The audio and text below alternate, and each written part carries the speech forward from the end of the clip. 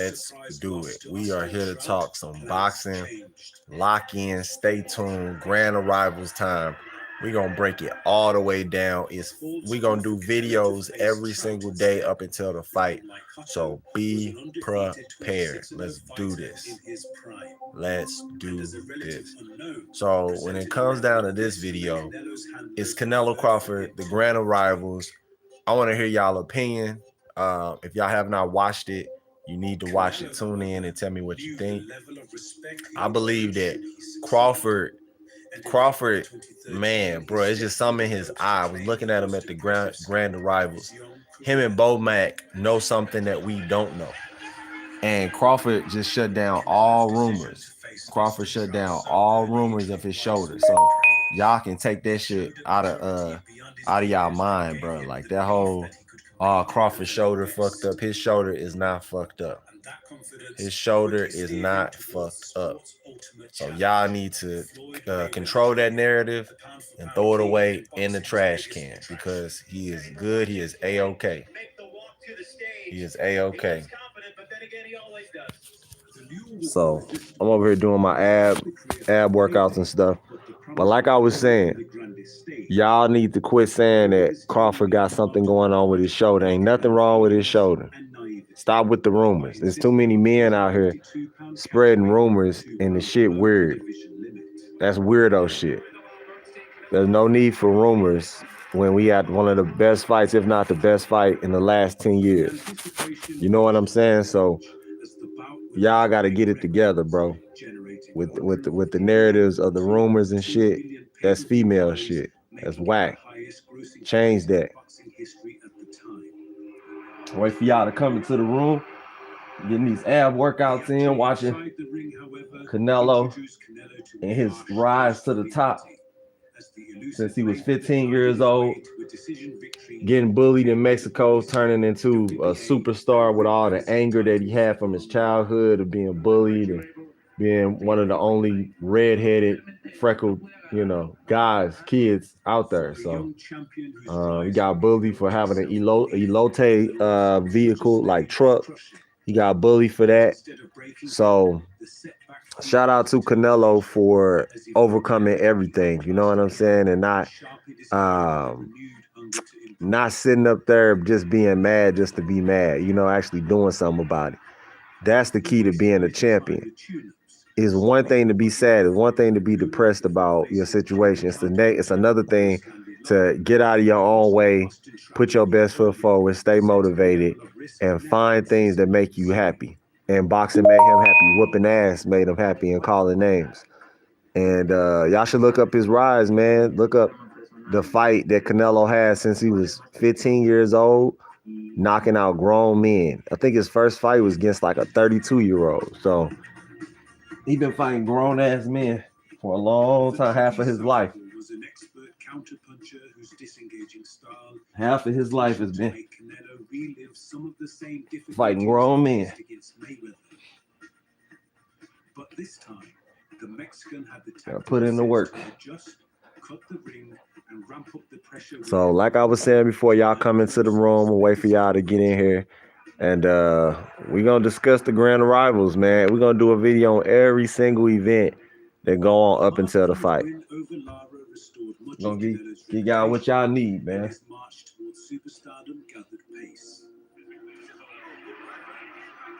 He rattled off 5 more victories, including a decision over Miguel Cotto for the WBC middleweight title, as well as an all-Mexican showdown with Julio Cesar Chavez Jr. And with highlight reel knockouts of James Kirkland. And what I like about Canelo, you don't hear him in the tabloids, you don't really hear him in the news like that. That's a good thing. That means he really lives a disciplined, laid-back life. He ain't out here doing too much. He ain't out here looking for validation. He living a great life. That's how you supposed to do it, man. That's how you supposed to do it. Gennady Triple-G Golovkin, holder of the WBA and IBF titles, had also picked up the WBC belt Canelo vacated. Apart from the decision over Daniel Jacobs, Golovkin was on a merciless 23-fight knockout streak and widely regarded as the most dangerous puncher in boxing. The Kazakh represented exactly the kind of risk fans wanted Canelo to take. And after months of delays, the blockbuster clash finally came together in September. So Alexa, I'm waiting for y'all to come on into the room. Y'all hit that like button when you come in. Hit the subscribe button. We here to talk some boxing, man. We're here to talk the grand arrivals, Canelo, Crawford, and what y'all believe is going to happen. What do you believe is going to happen? I'm talking to you. I said I'm talking to you. What do you believe is going to happen with Canelo, Crawford? Crawford, Canelo. Who you got and why? Appearing the stronger, more commanding fighter over 12 taxing rounds.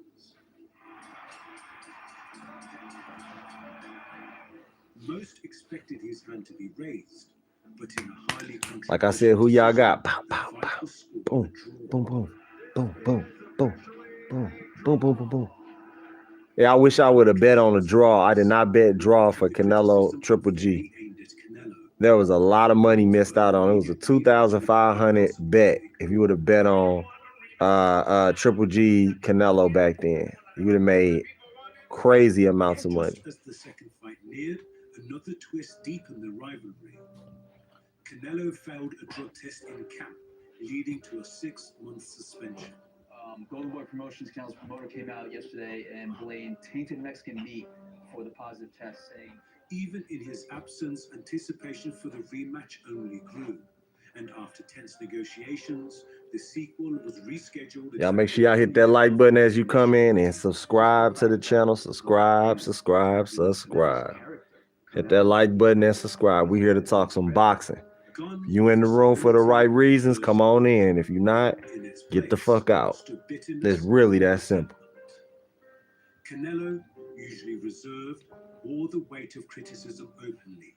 And when fight night arrived in Las Vegas, both men unleashed every ounce of that. Y'all make sure y'all hit that like button and subscribe to the channel, and make sure that you give good comments, good, excellent analysis of what you thought about the grand arrivals today with Terrence Bud Crawford, superstar, 2 divisions going for 3 divisions, undisputed, and Canelo Alvarez.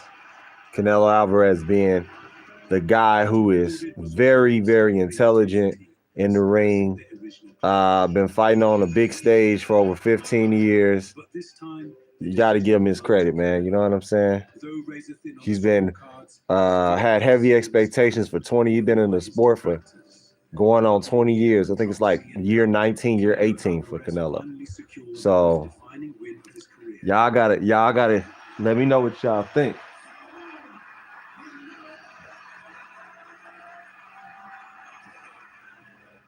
The victory over Golovkin elevated Canelo to the very peak of the sport, giving him both the profile and financial clout to embark on one of the most dominant runs in recent boxing memory.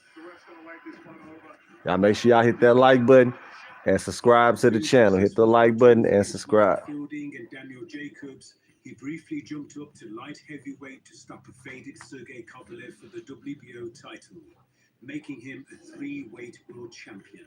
There's 50 here. Canelo is the light heavyweight champion of the world. But Canelo ultimately settled on a singular goal: to stay at 168 and unify the entire super middleweight division.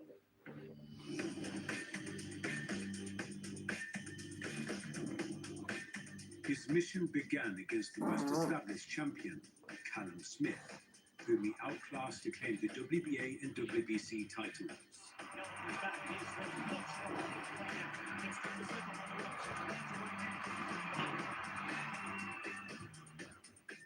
Next came Billy Joe Saunders, the slick WBO champion, whose reign ended with a satisfying bone-crunching assault.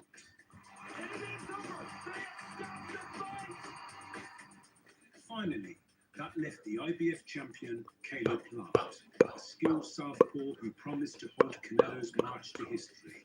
So like I said, I'm waiting for y'all to come into the room. We here to talk grand arrivals. Grand arrivals. Grand arrivals. Bam, bam, bam.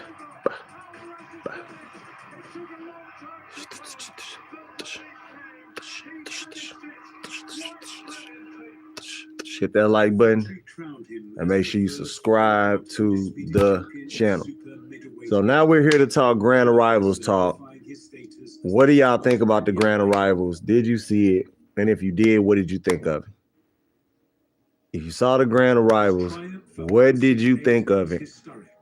And what's to come the final press conference on Thursday and Friday to weigh-in? Let me know in the comment section below. I said, let me know in the comment section below. I'm really excited and I'm gonna prepare myself really good because this fight is gonna be really hard. To do so, he moved back up to light heavyweight to face the WBA champion Dmitry Bivol. Unknown to many American audiences, Bivol was a technically brilliant operator.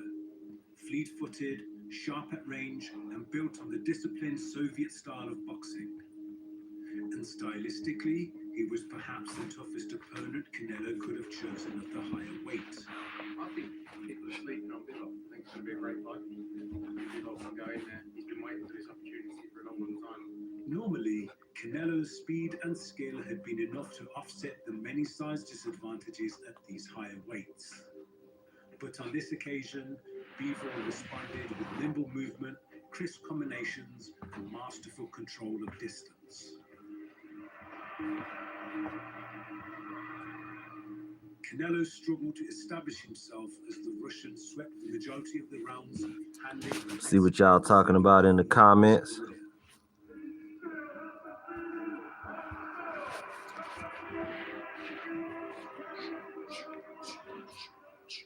For 3 years, Canelo had seamlessly moved between 3 divisions, collecting belts in each. And although a rematch clause was available, his team advised him to return to super middleweight, where he already reigned undisputed and where the physical disadvantages were less pronounced. Back at 168 pounds, he resumed control. First came a decisive win over Gennady Golovkin to close out their trilogy, followed by dominant defenses against John Ryder, Jamal Charlo, Jaime Munguia, Edgar Berlanga, and William Scott. Each ended in wide unanimous decisions, with Canelo rarely troubled. But it's only due to the Mexican's brilliance have his recent challenges appeared less threatening. Between his 2018 victory over Golovkin and his 2021 undisputed crowning against Caleb Plant, fans have grown accustomed to record-breaking performances against naturally larger opponents.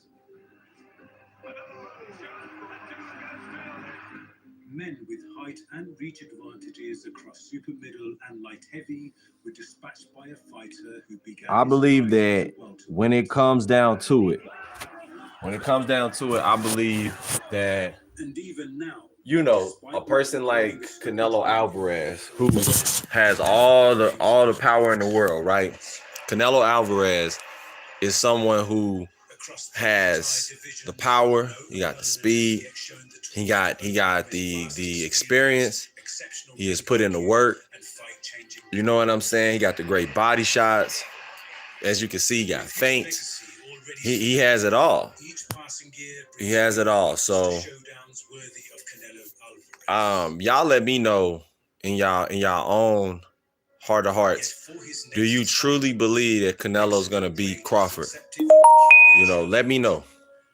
What do you truly believe? What do you truly believe? Do you believe that Terrence Crawford? Unlike Canelo's recent opponents, Do you believe in Terrence Crawford? If you do, hit that like button, man. Subscribe to the channel. If you believe in Terrence, hit that like button. Only 3 weight classes forces him to depend on pure skill, timing, and nuance. And there's a right and he goes down again. For Canelo, it presents. So, like I said, man, I'm really looking forward to this fight. I think we're gonna have one of the best fights of all time. So, see what y'all think.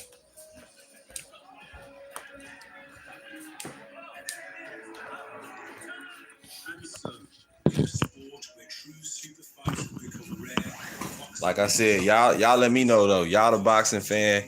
Y'all big on being experts on this internet thing. So y'all let me know in the comment section below who got it. We getting closer and closer and closer and closer and closer. Who's gonna win come fight night? Who y'all got? I'm waiting on y'all. Drop it in the comment section. Drop it in the comment section.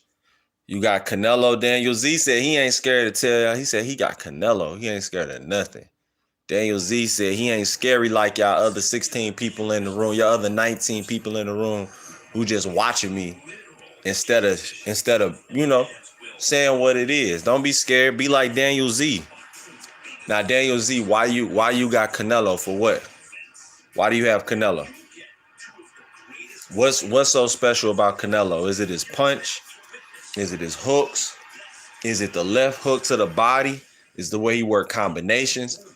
Why are you picking Canelo Alvarez? You got 26 other people in the room and y'all scared to tell y'all opinion. How you scared to tell your own opinion? What's wrong with y'all, bro? Ain't no way I'm gonna come on somebody's stream and not gonna say that, you know what I'm saying, say my opinion. I think that's weird. Like, that's weirdo behavior. So if you ain't scared, drop it in the comment section below. Crawford or Canelo, who you got?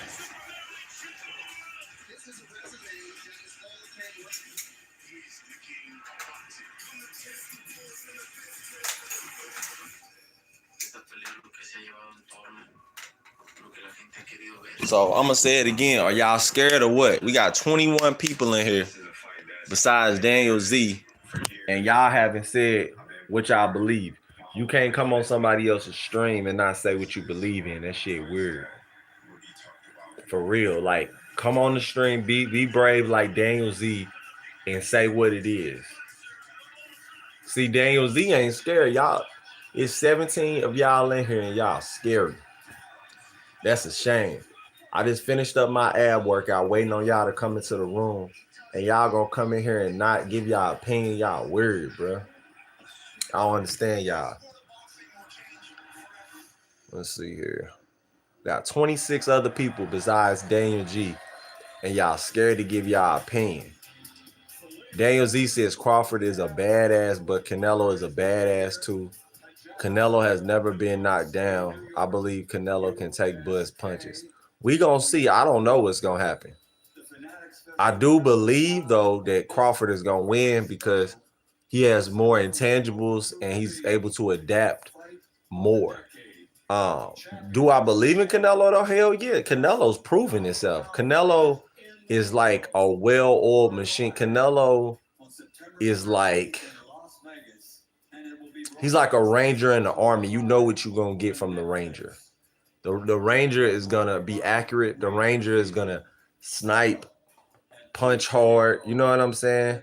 Shoot with accuracy. I do too, Daniel Z. It's a 50-50. This is the first time they're both the same height.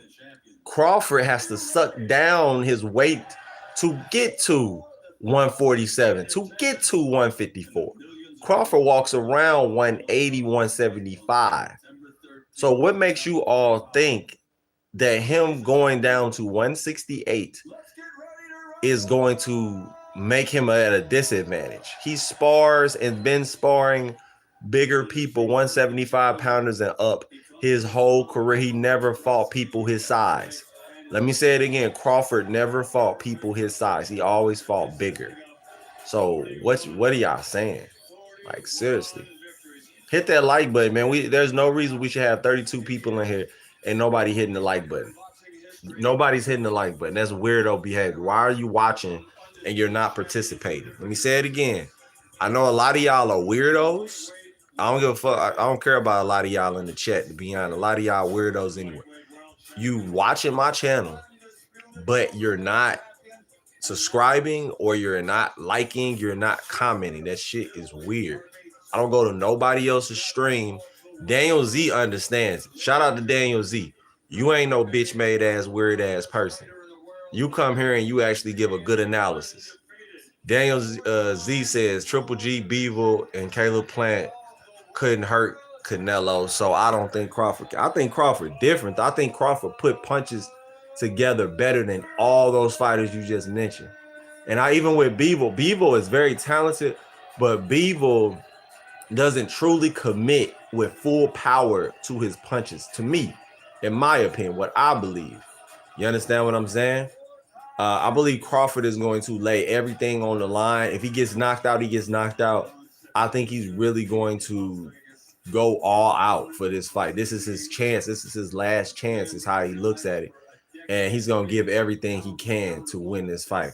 Shout out to KB24. Okay, Kobe Bryant 24. Crawford was the biggest guy all the time. Yeah, pretty much. When people thought he was the smallest guy, we got 40 people in the room. Y'all should be hitting that like button and hitting that subscribe button. Why do we have 40 people in here with one like? Explain that to me. It don't make sense. 40 people, one like. If you don't want to be here, you can bounce. You know, for real. Beevil, puss. Nah, you tweaking. James 10, I'm about to put you in timeout for that. You sound retarded. Bye. You talking crazy. And I'm going to hide your comment. What kind of weird ass comment is that? Remove your comment. Let me get you up out of here. Yeah. Oh yeah, let me ban your ass. Let's get you up out of here. Get your bitch ass out of here. You over here talking big shit like this your channel. Get your bitch ass on. I can't stand bitter ass people. Get your ass on. Anyways, like I said, y'all make sure y'all hit that like button and subscribe. I shouldn't have to tell y'all. It's been 20 minutes since we've been on here. 43 people watching live. Hit that like button and subscribe to the channel. Like I was saying before, we need to see them go to war. It needs to be Hagler Hearns. It needs to be Marquez Vasquez. It needs to be Cotto Marguerite. It needs to be going to war. That's what we want to see. That's what everybody paying their hard-earned money to see is greatness. You know what I'm saying? Mexico versus the USA. That's what it is. You know, Crawford is a small town boy from Nebraska. You know what I'm saying? From Omaha. I mean, from the city of Omaha. So this should be a good matchup. Let me see what we got going on here. Daniel Z said, how do you think Crawford will get the win? I believe Crawford is going to get the win because he's going to set Canelo up with traps first and let Canelo come to him. And he's going to hit him with jabs. Now, if he doesn't do that, he must see something in Canelo early. Is why he hops on him early and try to get him up out of there. I think if you don't get him out in the first 2 rounds, he's going to sit back and box and be smart. But there's so many different ways you can approach this fight. James Kirkland was having success pressing Canelo. Never forget that. Shout out to Terry Richards. What up? What up? Shout out to Terry Richards. But never forget, Canelo don't like pressure like that neither. Triple G was giving him all he can handle with pressure. And I'm talking about intelligent pressure, not just any type of pressure. Because you try to pressure Canelo, you get knocked the fuck out like Angulo was doing. Look back at Alfredo Angulo, how Alfredo Angulo was sitting there and he was just getting caught with uppercuts. You know, he had his head down coming forward and just getting caught with hooks and uppercuts all night long. That left uppercut was working to perfection for Canelo Alvarez. Let's never forget that. Canelo will smoke him. Don't just come in here and say things like that. Your opinion is valid, but make sure you give context behind your opinion. Give context, Terry, behind your opinion. So I want to hear what you got to say, Terry. So I'll be right back. I'm gonna get some water. Y'all let me know in the comment section below why you got Canelo or why you got Crawford. I'm gonna pick apart each and every part of what y'all saying, and the floor is you all's. You all, this is for the boxing fan. You know what I'm saying? Comment away. Go crazy with the comments. Make sure you be respectful to each other in the comments. Keep it boxing. No need to do any type of weirdo shit. You ain't tough. You behind the internet. You're on the internet. So just talk about your opinion. Talk about why Canelo will win, why Crawford will win. Is really that simple. I'll be right back and get some more. Who's convinced me to do something like this is we have him here. Please welcome Mr. Nick Khan from TKO WWE.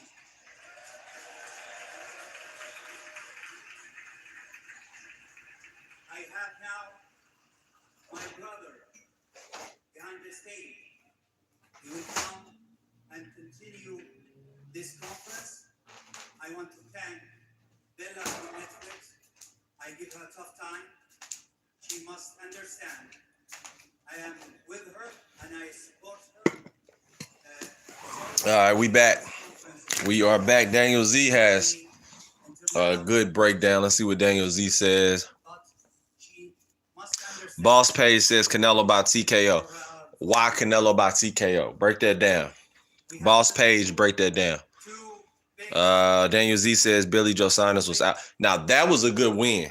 Canelo knocking out Billy Joe Saunders the way he did was amazing because Billy Joe was undefeated. He was beating a lot of people. And he had a pretty good record up until him getting that knockout loss. Let's see what's said. I'm going to ask y'all this. Is there a chance Terrence Crawford can get knocked out by Canelo? I'm asking y'all right now. Is there a chance Terrence Crawford can get knocked out by Canelo? Do y'all see that happening? Let me know. Let me know.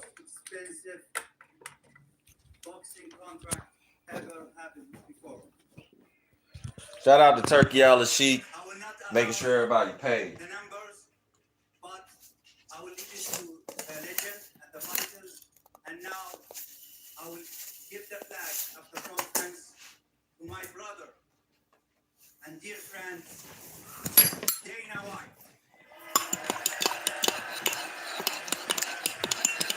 You said, okay, hell of a chance, power, brother. So, okay, I'm glad y'all brought that up. You said power. Understand with power, listen, understand with power is only good when you can land it. Let me say it again. Power is only good when you can land it. If you can't land that power with full force, it doesn't matter how hard you punch. You're only going to be able to hurt somebody so much. So if you're saying Crawford's going to just run at him and get caught with something, then say that. But I don't see Crawford putting himself at risk like that, just throwing himself right in there to get hit. I don't think that's, no. I don't see it. Daniel Z said he retracted his statement. Terry Richards said Canelo is fresh. I think 10 years a champion has he ever lost to. Canelo is fresh, but you got to remember Canelo has fought over 70 times or close to 70 times. I don't think he's the fresher fighter. I think Crawford is the fresher fighter. Despite his age, being a couple years older, I think Crawford is the one who's fresher out the two. And Crawford hasn't suffered any losses, so in his head, he feel like he could do anything. When you have never lost, you feel invincible.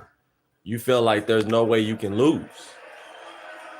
Terry Richards said Canelo will smoke him. He is fresh. Okay, put your money where your mouth is, Terry. All right, I hear you.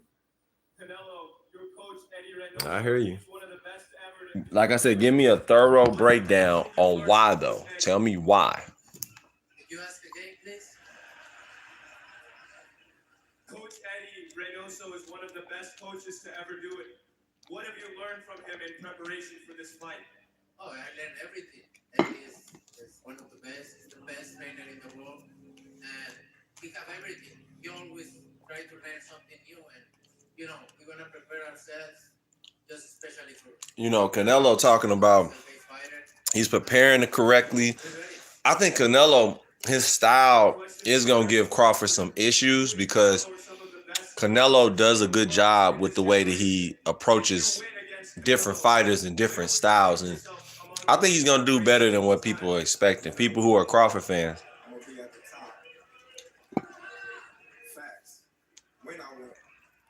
Let's see what y'all saying in the comments. Boss Pay said Crawford is going like 3-up division, not normal. But y'all act like he's a no. Listen to me, y'all. Y'all not listening. Y'all not listening. That's the problem. You act like Terrence walks around at 147 or walks around at 140 and then going up to 168. He not. Quit saying that shit. Y'all sound slow saying that shit. I don't give a fuck if he been fighting there. It's all about who you been sparring. Crawford been sparring big people his whole life. Crawford never like sparring people his size. He always sparred 175 and up. That's how I know y'all not true boxing fans when it comes to knowing the opponent. Because Crawford, if you studied him, he don't spar small people. Shakur Stevenson is one of the best boxers in the world. And he said if Bud wanted to, he could stop him. Bud is too talented. Shakur Stevenson is A+ level talent. And Crawford makes it hard for him to survive in just sparring. You understand what I'm telling you? I'm trying to tell y'all something, man. Y'all tripping with that shit. The size ain't gonna be that big of a difference come fight night. I'm telling you. And now if Canelo push Crawford back, I will come back and eat crow.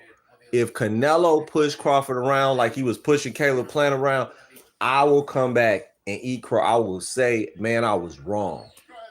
But I'm telling y'all right now, Canelo is not going to push Crawford around. It's not going to happen. I'm telling you what I know. It's not going to. Man, I know a dude that's in Crawford's camp that said he knocked out a heavyweight. Somebody that's actually pretty good, too, in the top 30. I'm talking about in sparring. So, man, come on.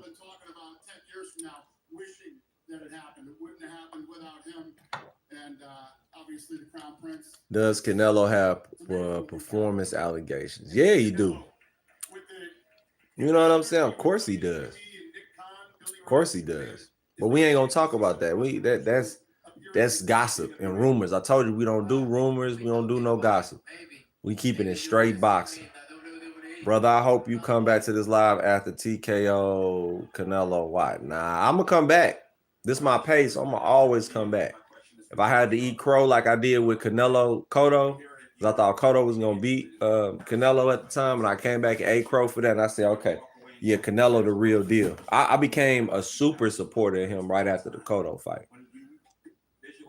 What kind of sauce do you want with that? Okay, yeah, you tripping. Let me get your ass. Terry tripping. We ain't gonna do all that. My bad. The hypercritical cynic says Crawford hits Canelo with a flash counter early. Canelo stops moving his head. Crawford catches Canelo with a stiff body shot. Okay, what else? With a stiff body shot. Canelo becomes stationary. Canelo stops punching, stays away. Okay, that's a hell of a breakdown. We'll have to see. That's a hell of a breakdown, my guy. It's a good breakdown. Daniel Z said, I think Bud might fight Boots before he retired. That's what. If Terrence Crawford want to go down as one of the GOATs, one of the best ever, he gotta do that. What y'all just mentioned is super important for his career. I pray and hope he does that. If he does that, man, that'll be big. That'll be really, really huge. Man, that's a good breakdown, Daniel Z. Damn good breakdown, bro. He should fight Boots after this for sure. He should fight Boots. He should definitely fight Boots after this. Mark said, what about Mebo versus Lester? I'm going to have to look up that fight. Y'all keep telling me to review that. Give me some time. Right now it's Crawford Canelo. So I've been focused on the grand arrivals and I'm focused on the press conference to come. Tomorrow's the undercard. So shout out to Turkey Al-Sheikh for making that free to the public. Y'all should really take the time to watch that. Y'all should take the time.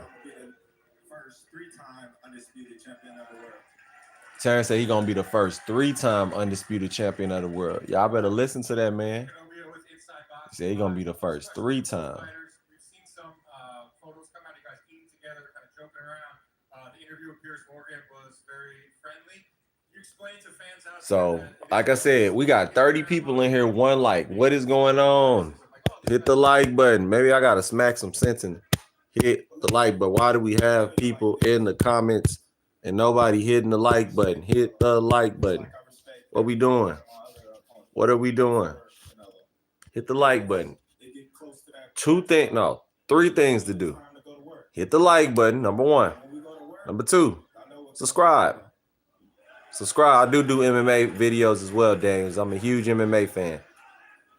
Huge MMA fan.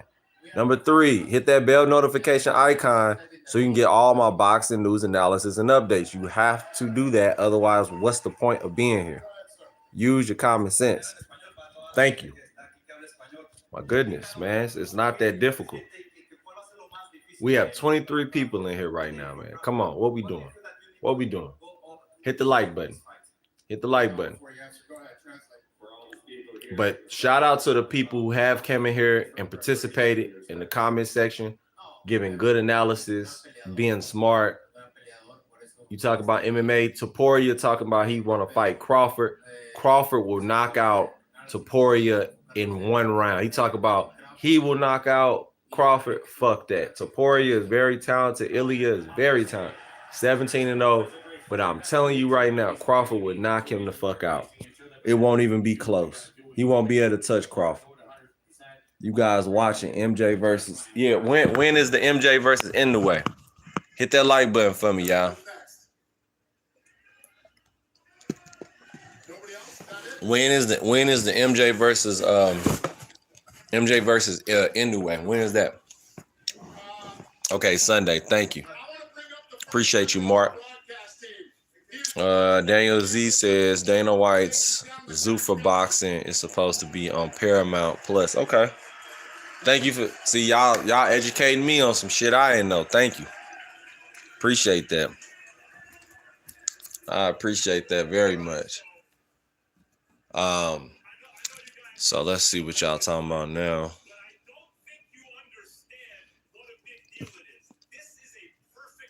Y'all hit that like button, man. We got 3 likes and 29 people in here. What we doing?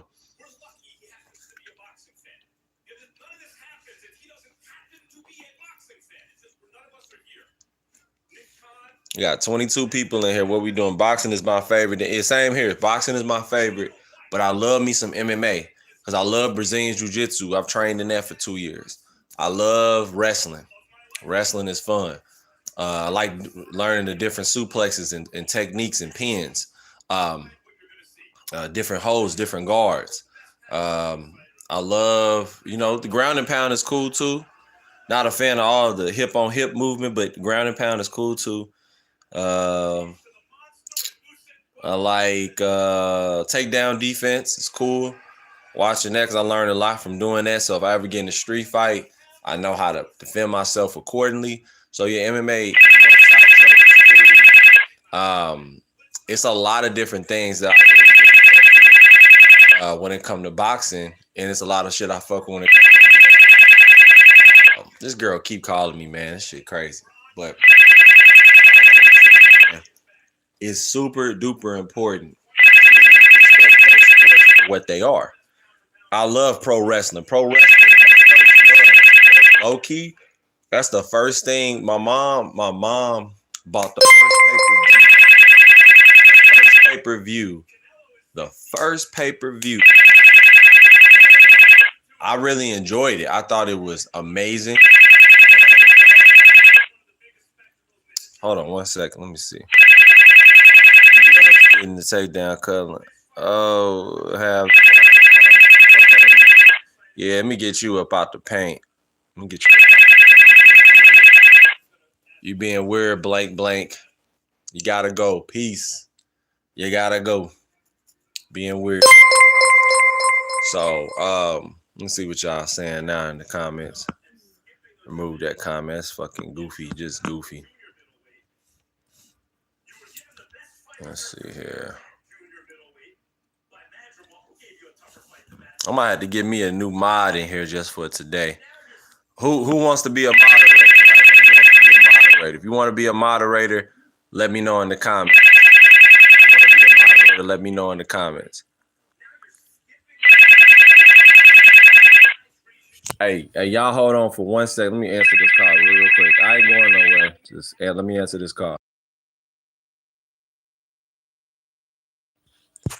All right, I'm back. All right. So, nah, man, she been calling. Man, I ain't lost all the people who was on, and that's cool. But I'm just here to tell y'all, bro. Daniel Z said that girl wants you back. Man, I'm talking about calling, bro. It's crazy. Let me get some more water. It's crazy. Daniel Z I'm telling you, just crazy, man. Just crazy. Just crazy. I mean, but you see, listen, y'all who used to pretty girls hitting you up, trying to holler at you, y'all used to it, man. Come on, man. Especially if you got it like that. If you got it like that, you understand. I mean, her ass calling. Trying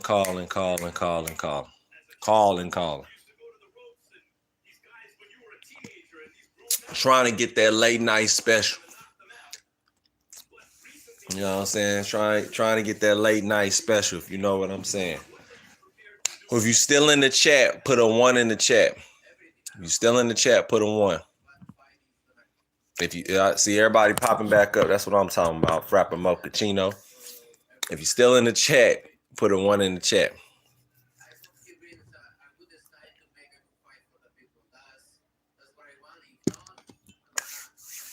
My fault that I had to handle some business. This girl keep calling, bro. She done called. Shit, Daniel Z knows she done called like 3-4 times already. Just back to back. So I had to answer it. Hopefully y'all come back to the stream. I just had to handle some business, and hopefully y'all come back. Irvin Pittman, appreciate you. Put a 1 in the chat if you in the room to talk. The grand arrivals between Canelo Alvarez and Terrence Crawford. Put a 1 in the chat. If you still here, put a 1 in the chat. 1's in the chat. 1's in the chat. Or dubs in the chat. W in the chat. W in the chat. W in the chat. One or the other. Terrence Crawford said Canelo got a big ass head.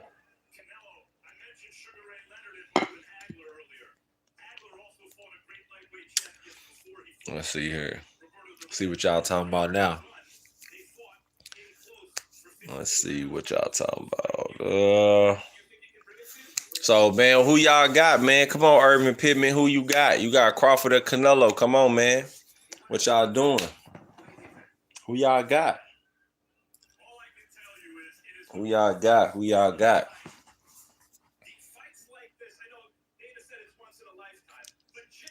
Oh, what up? There go my mods. Here we go. Here we go. What up with it, bro? You a fool is back. Irvin Pittman said Crawford, bruh. And yeah, Daniel Z, man, I'm telling you, bruh, man, her ass keep calling. I'm told I'm like, I'm on the stream right now. Quit calling me, bruh. Damn. You know my ass is on the stream. And you know I'm streaming right now. You just keep the fuck calling. The fuck is wrong with you? Calling my phone over and over, knowing it ain't no emergency. You just want dick all in your stomach. You know what I'm saying? That's what she want. But nah, we here to talk boxing. The fuck? We here to talk boxing. You know what I'm saying? Let me see here. Yeah, shit, Fernando Lopez know what it is. See, that's why Fernando laughing, because, man, I don't know if you was here, Fernando. I don't know if you was here, bruh. She just kept calling. Oh my God, I just want you to come over. I just want you to come over, or I want to come lay with you. No, you can't come lay, but you want dick all in your stomach. That's what you want. I know what you want. I know. You know what I'm saying? 'Cause I put it down for the crown, you know? But getting back to boxing, man, listen. You missed it, man, bro. She asked my boy right here. He saw it, Daniel Z. Our ass calling. Canelo gonna pressure, gonna try to check the power. Okay. I want to see if Canelo can handle Crawford. Y'all keep talking about Canelo power with Crawford. What about when Crawford land a big blow on Canelo. I know Canelo got the best chin, like a 9.8 chin out of 10, but hey, it's still 0.2%. You never know what can happen, man, especially being a little bit older now, being through all the different sparring, the different wars that he's had in sparring. That's how it works. It'll catch up to you out of nowhere. Hit your nervous system the right way, boom, now you getting hurt. Or anybody, if you get punched right here behind the ear, that's all it takes. And your equilibrium go doot, doot, doot, doot. That brain slamming against your skull. You know what I'm saying? That'll mess you up. That'll mess you up, man. I don't care who you are, how tough you think you are. Canelo gonna pressure, try to check the power. You a fool, say Canelo death ain't knocking out Crawford. That's all I know. Now, why do you believe that? You a fool. Hit that like button, man. You a fool. All y'all. It's 24 people in here. Y'all should be hitting that like button, man. Where the likes at? Smash the like button. Fernando Lopez, smash the like. What I noticed about Buzz punches, the way he turns them over is crazy. I was watching that Spence fight and looking at his form. Oh, yeah. Yeah, man, smash that like button. All y'all in here. Not just the people out. Yeah, that's right. What's your name? Exandre Tuber. Okay. Oh, Zandre Tuber. Yeah, make sure you hit that like button too, man. You're not exempt.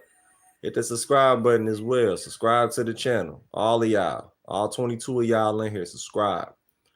Canelo Roll. If you have subscribed to my channel, put the dubs in the chat. W's in the chat. If you have subscribed to the channel, put a dub in the chat.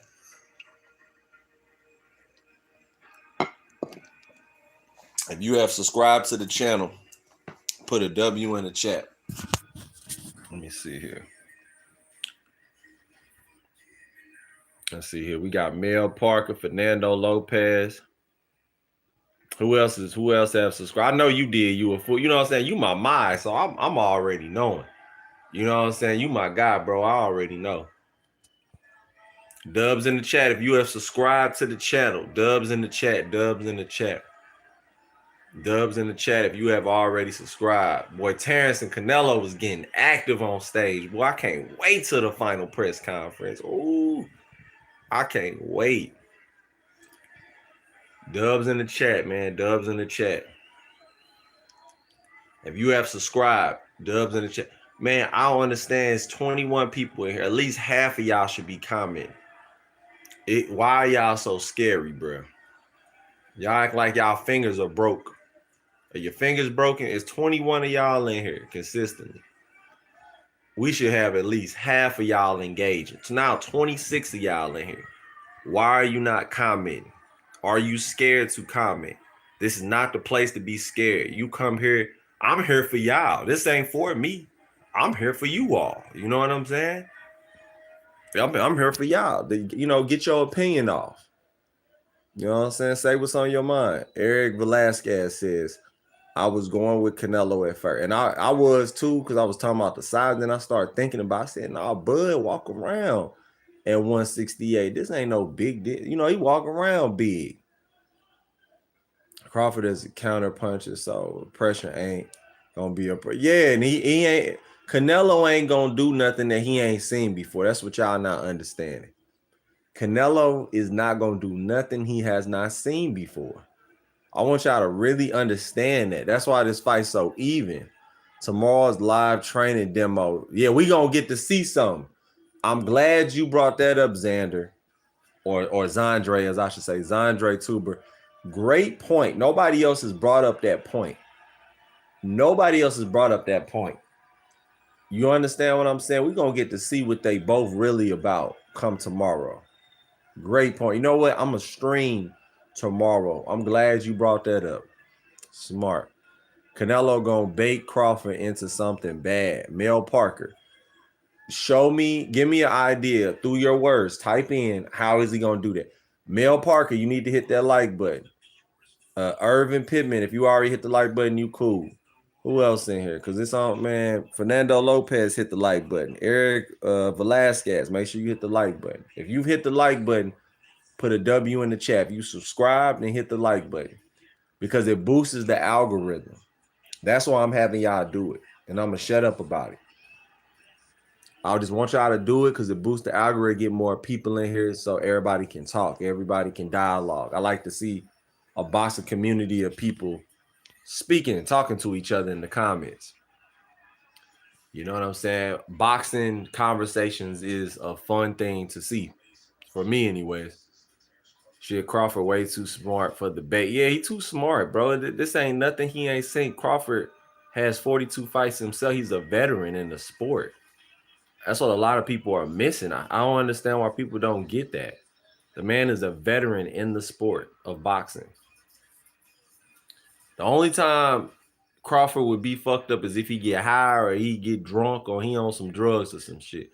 Other than that, I don't see him not understanding or being able to see what's going on. He know what's going on. Come on, man.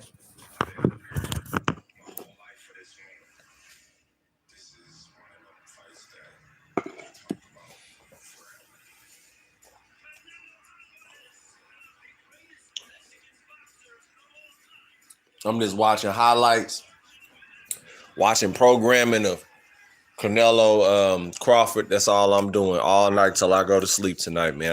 I'm so excited.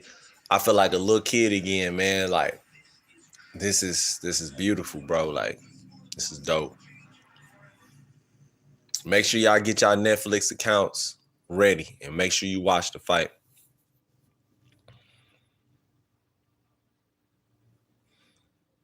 Oh, I appreciate you, Mel Parker. Did you subscribe to Mel Parker? Where the fuck is my handy dandy remote?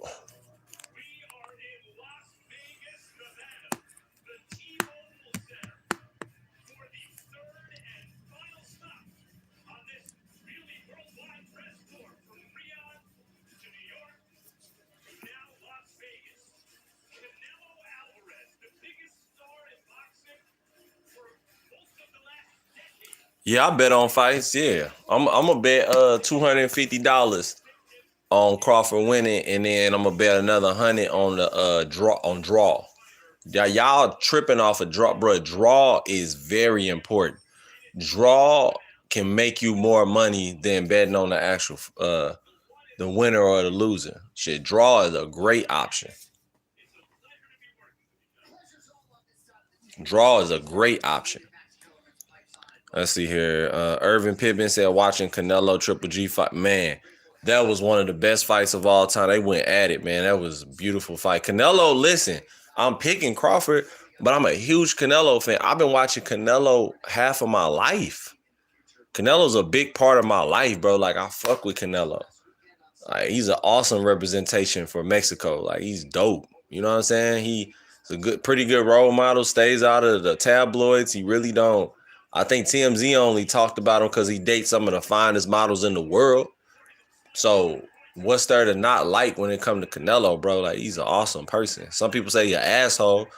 Man, everybody an asshole, especially when you cranky or everybody keep bothering you. Everybody keep wanting something from you. You going to be cranky. Everybody not super friendly. Everybody can't be Muhammad Ali and be the people's champ and be just so nice and sweet. Canelo got a lot of testosterone. That's a man right there. That's a straight grown ass man. He don't play no games. He ain't about all that weirdo shit, you know. Canelo's a real, you know, he got he's a chingon. He's a badass. Let's see what y'all talking about now. Zandre says, I think we'll have an idea on the first round. What will happen? Oh yeah, first round gonna tell us shit, everything we need to know for the most part. Yes, this fight can lead to a draw. Yeah, that I'm telling you, that's a possibility. Don't say I didn't tell you. Shit, I don't care if you put $25 down. It's better to be safe than sorry. You don't want this to go to a draw, and then that's very likely because then it can go to a rematch and they can make more money. Ha ha. Ha ha. Ha ha. Think about it. Think about it. Think about it. Come on, use your brain. Use that prefrontal cortex. Use your frontal lobe right here. Think about it. Think about it. Might be a draw. I would like to see Crawford dominate the fight, kind of like Meter did. Okay. Mel Parker says Canelo's gonna stalk and apply constant pressure. He's gonna touch Bud eventually because Bud isn't gonna run. Yeah, be a Bud a dog. Bud gonna sit right in the pocket. We gonna see Bud get dropped for the first time, though. I'm telling y'all right now, Terrence Crawford probably gonna get dropped for the first time, like a real knockdown. Zandre Tuber says once Canelo hits Terrence Crawford on the ribs, we'll see how he reacts. Yeah, that's a great point too. Let's see how Terrence reacts when he gets hit to the breadbasket with, Canelo getting hit with that left hook. Irvin Pittman said Mayweather. So you think Crawford gonna do the Mayweather on him and outbox him real good? What y'all believe? Hey, make sure y'all hit that like button, man. We got 15 people in here, only 5 likes. Hit that like button. If you in the room, hit the like button. If you already hit it, don't worry about what I'm telling you. But if you haven't hit the like button yet, hit that like button and subscribe to the channel. New people, hit the like button and subscribe. Hit the like button and subscribe. Max X Calisthenic, I need you to hit the like button and subscribe, man. That's what I need you to do. Ilya can sleep crop, man. You crazy, man. You smoking work, man. You on some heavy drugs, man. You got to give me a breakdown of that. Come on, man. You talking crazy. I want Mel Parker and Evan Pittman to talk to Max X Calisthenic and tell him he crazy, bro. How the hell could he, a MMA fighter, knock out a boxer? We ain't seen that happen. Come on, man. I'm talking about in an actual boxing ring. Man, come on. Shit, Conor McGregor got his ass cooked by Mayweather. Cooked. Yeah, exactly. Troll. His ass about to troll his ass on. I got mods in this month. Keep talking crazy, Max X, and you might get kicked out by one of my mods, man. You know what I'm saying? Let me get Mel Parker. You gonna be a mod for the day, man. I'm modding you up. You earn my respect. You have earned my respect. Like I said, I ain't gonna have too many people be a mod. I don't know everybody like that, so. But Mel Parker seemed cool. Yep, you earned that, Mel Parker. You got your Pokemon badge. You got your Dragon Ball Z ball, man. You got your Dragon Ball, man.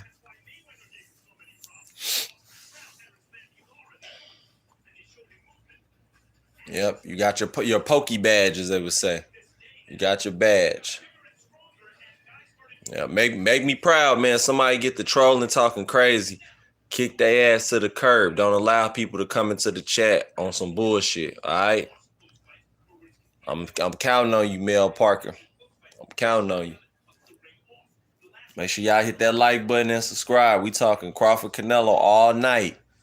I said all night. We talking that all night long. Let's see here.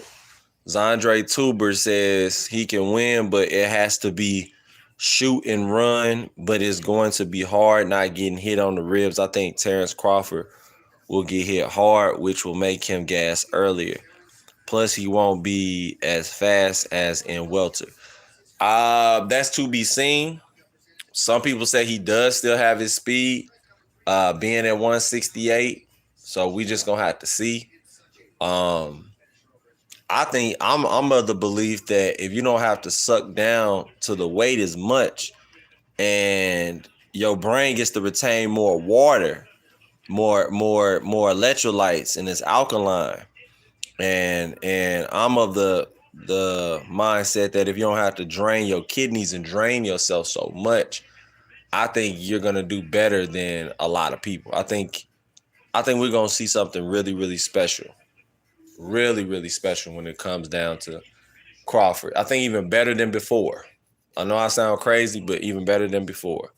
Because he walks around heavy and don't have to lose so much weight.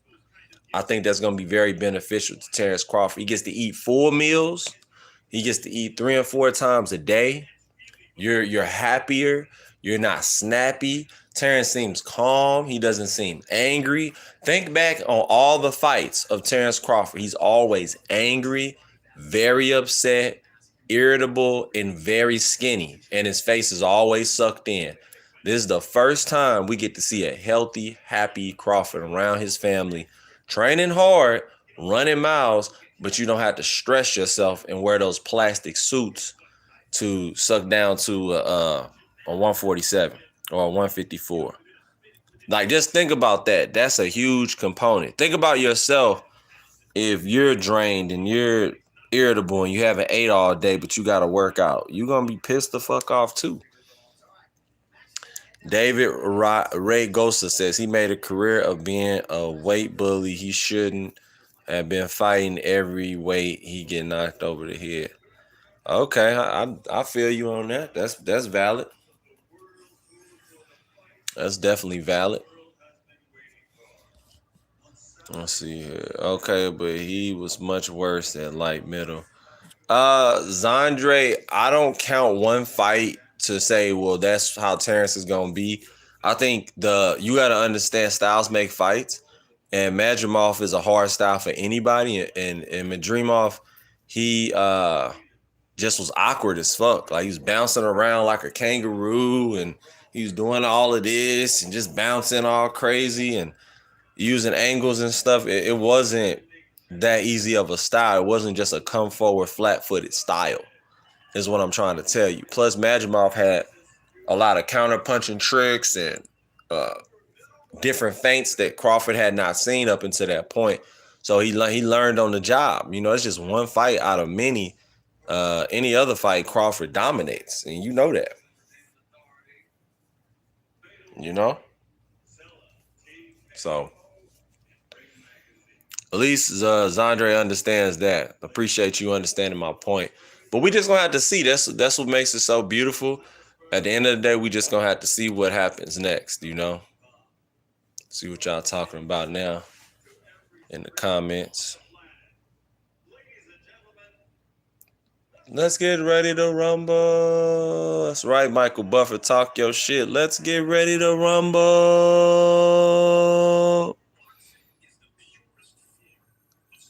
Boxing is the purest form of sport. That's right.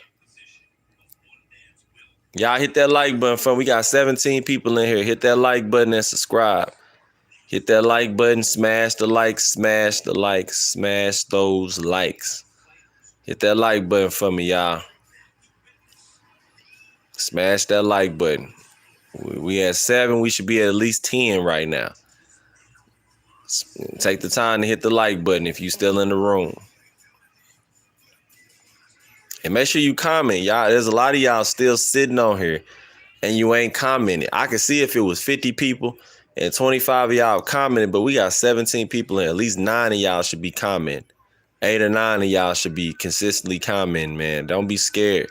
Ain't nobody gonna hurt you. Ain't nobody about to whoop your ass or nothing. All I'm asking for is your comments about what you believe the fight gonna be. Don't be scared to comment. You know what I'm saying? We got 20 people in here. Let's rock and roll. Hit that like button and subscribe to the channel. Let's do this. Let's rock and roll.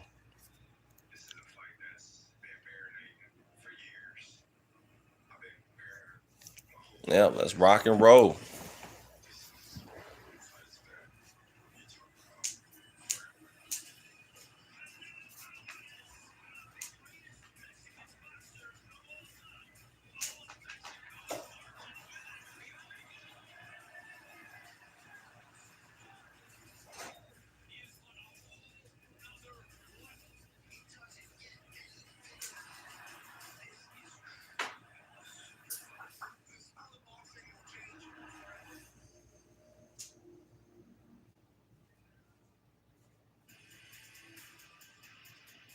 Welcome to Las Vegas for the Canelo versus Terrence Crawford press conference.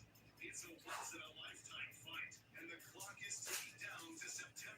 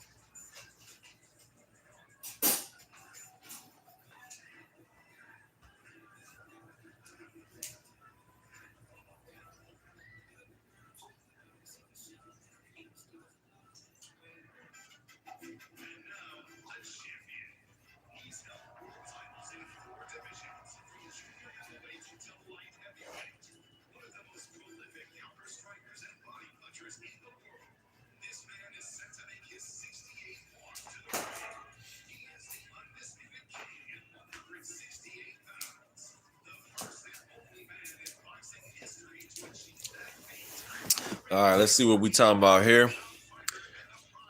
Andre Tuber says, but keep in mind such. Crawford is a dog. That's why my biggest fear for him. Mel Parker said maybe too much of a dog. Andre Tuber says, but keep in mind such a big jump of weight. That's true. That's why this is such a amazing fight. This is a must see. You can't miss it. Mel Parker says, I agree. Crawford's loaded gloves where they're both going for the chaos. That's why it's so amazing. That's why this fight is everything. You must watch. This is a must-watch fight. Y'all gotta check this out, period. Let's see here. Bud is gonna go down as a legend. I think he will do what we've seen legends do, win. I'm telling you, he got that dog. He got that. You ever seen Kobe Bryant? Who's a Kobe Bryant fan in the chat? Where are my Kobe Bryant fans at? Where are my Kobe Bryant fans at? Remember when you were a kid, if you old enough to remember, Kobe, when you shoot a bundled up paper into the trash can, Kobe. Who remembers Kobe Bryant? Who remembers Kobe Bryant? Max X, if you be racist, I'm going to get your ass. Matter of fact, I ain't about to keep playing with your duck ass, you goofy motherfucker.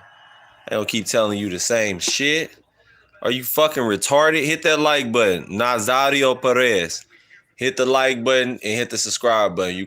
If anybody come in here talking shit, you gonna get right the fuck out of here. That's how it go. We coming in here to talk boxing and keep it boxing. Any racist or prejudice shit, you gonna get kicked the fuck out real quick. This ain't the place for that. This is not the place for that. One thing about me, I don't play that. We're not about to talk about my Mexicanos crazy, and we're not about to talk about my black people crazy. We're not doing that. That's what we not gonna do. Gotta regulate around this bitch. Let me see what's going on now. Crawford's loaded gloves. He's gonna have to take some punishment. Oh yeah, he gonna have to take some punishment. That come with it. That's boxing for you though. Nazari Perez, Crawford is a heck of a boxer, but if Bevo or Triple G could not face Canelo, there's no way. I think that's what we need to understand. Imagine if Crawford knocks down Canelo. Hit the like button. Now just imagine. Close your eyes. Imagine if Crawford knocks down, not even knockout, just like knock down. Do you know how crazy people are going to go? Do you understand how crazy people are going to lose their fucking minds? They're going to lose it. They're going to lose it. If Crawford knocks down Canelo, y'all are going to all scream. He going to make grown men scream. Just like I screamed when Marquez knocked down Pacquiao. I said, oh shit. I couldn't believe it. I could not believe, but it happened. It happened. Marquez knocked down Pacquiao. It happened. It can happen. Anything can happen. In the sport of boxing, anything is possible.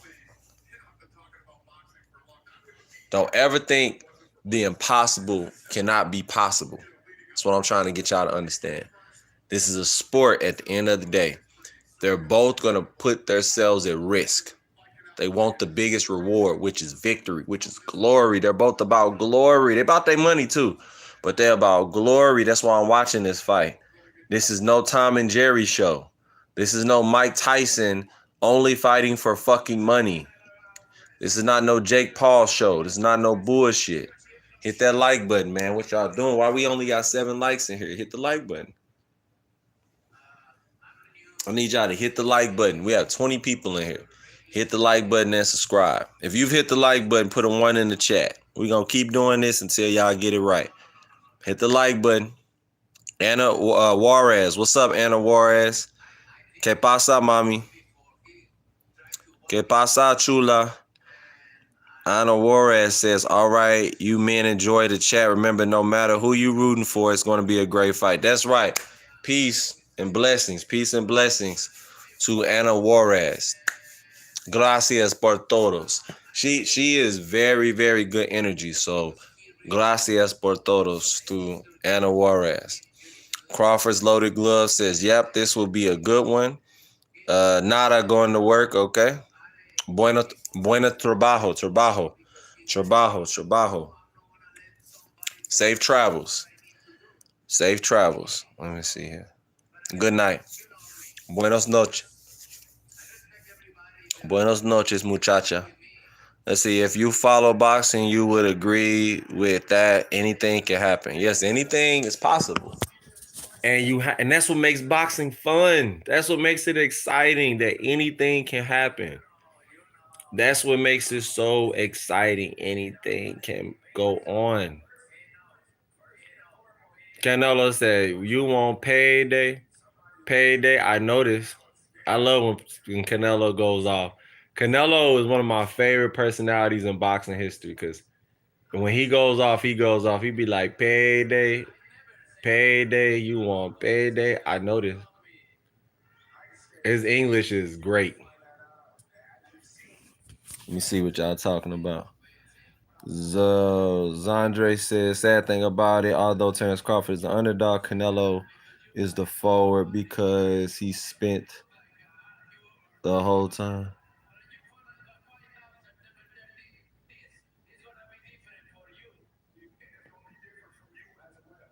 At super middle, Duncan Benavidez, one of the reasons I don't respect him.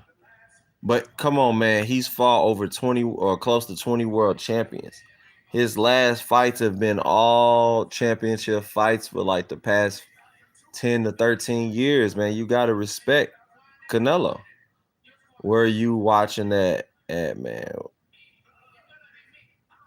Oh, he going off. He going off. He going off.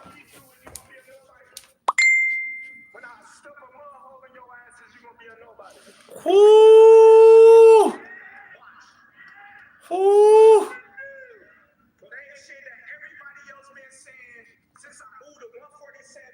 You see that passion. Passionate. Woo! Man. You both are breaking history in this fight, and you've been in that spot before that Terrence is right now. You moved up to chase greatness. So how do you compare that spot to the one you're in now, when you're fighting the guy who's moving up to chase greatness? I've been in his situation before, and I know, it's gonna be a good fight. Believe me, it's gonna be a good fight. Fight of the century, man. I know he's a good fighter. This is just different.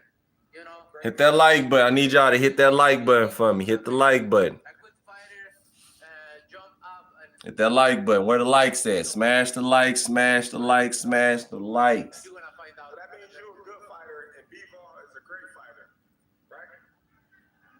Uh-oh. Right? Is you a good fighter or a great fighter? Let me know.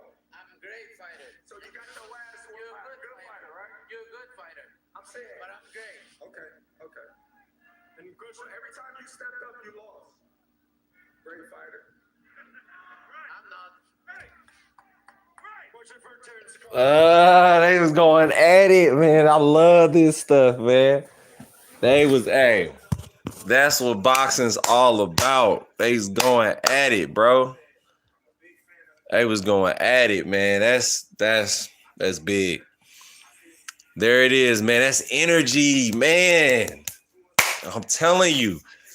Gosh, man, I just can't wait for this fight, man. I cannot wait for this fight. Let me see what y'all talking about.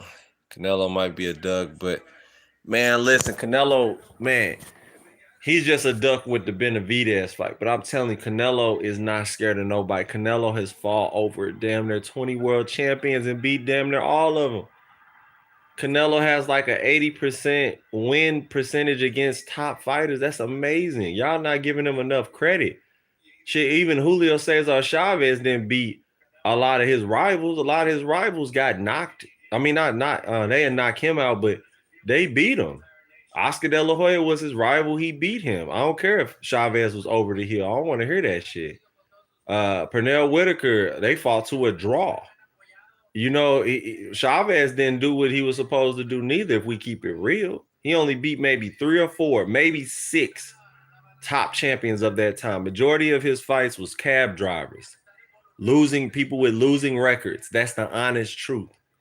But see, a lot of people don't like to keep it real. They just put Julio Cesar Chavez on a pedestal.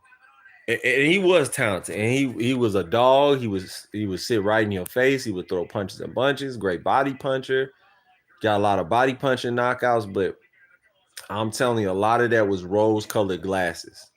The real Mexican superstars, to me, in my eyes, is the ones you all overlook, because I'm gonna keep it real, because they're indigenous, because they're natives of Mexico, and they're from more of a poor background than those fighters.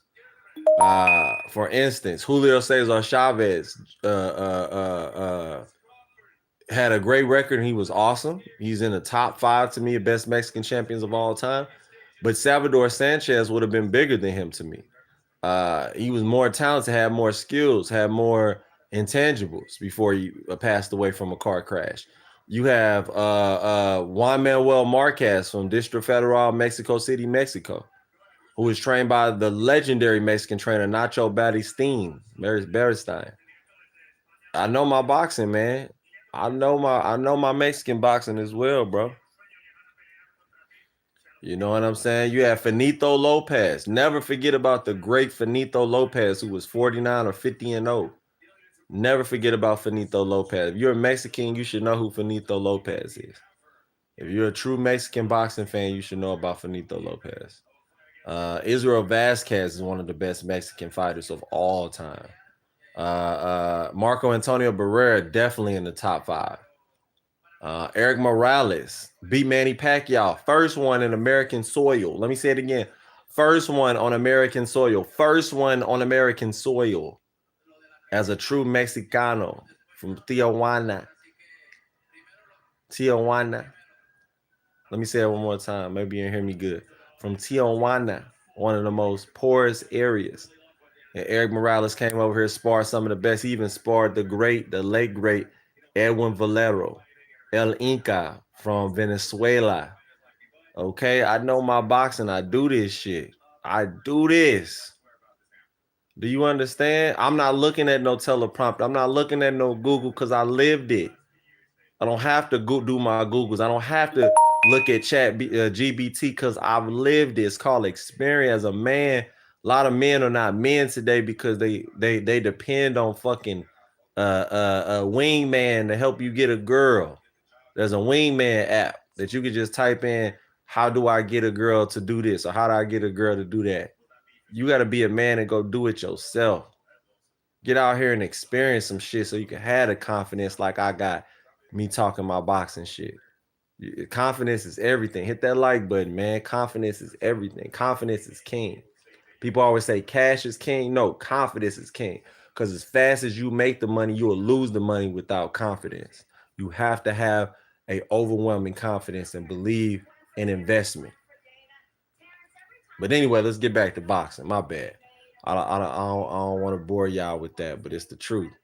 Canelo knows he's slowed down, and he knows that Benavidez is a powerhouse in many departments. Yeah, Benavidez is a bad motherfucker. That's why he's demanding ridiculous sums of money from Turkey. So he basically trying to price himself out.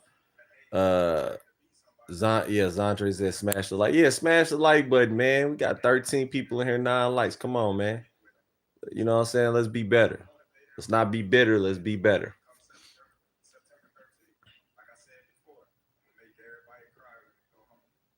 Terrence Crawford said he's vowing he's going to make everybody cry before they go home.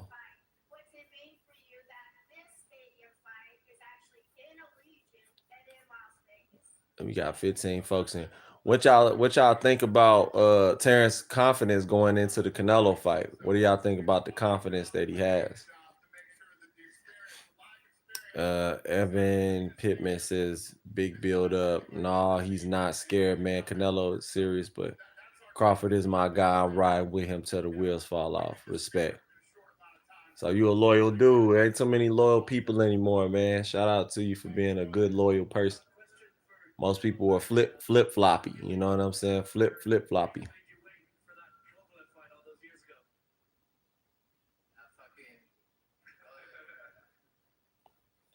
We got a new person in the room. Hit that like button, new person. Romaldo Ick. Bro might be biting more than he could chew for real.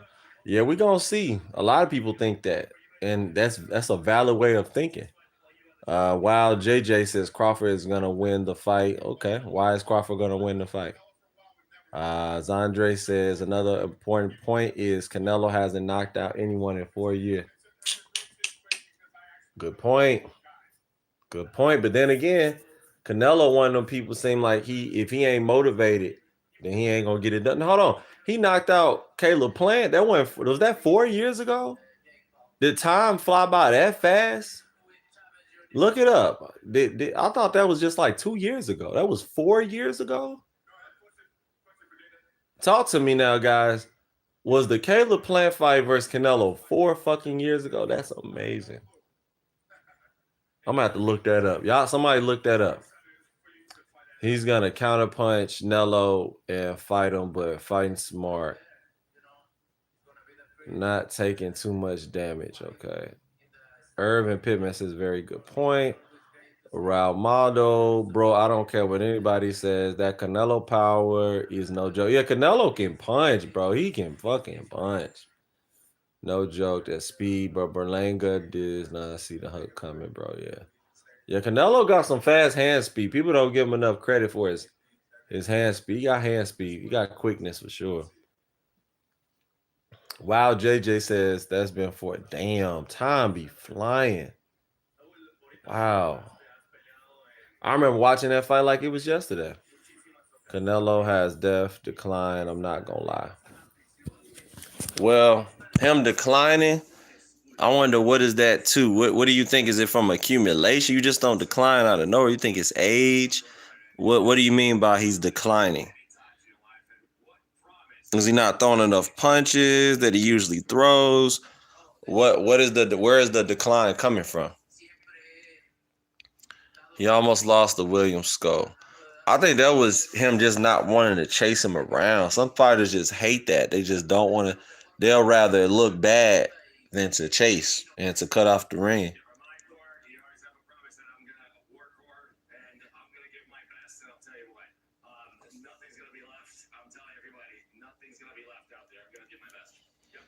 Let's see what you're talking about now.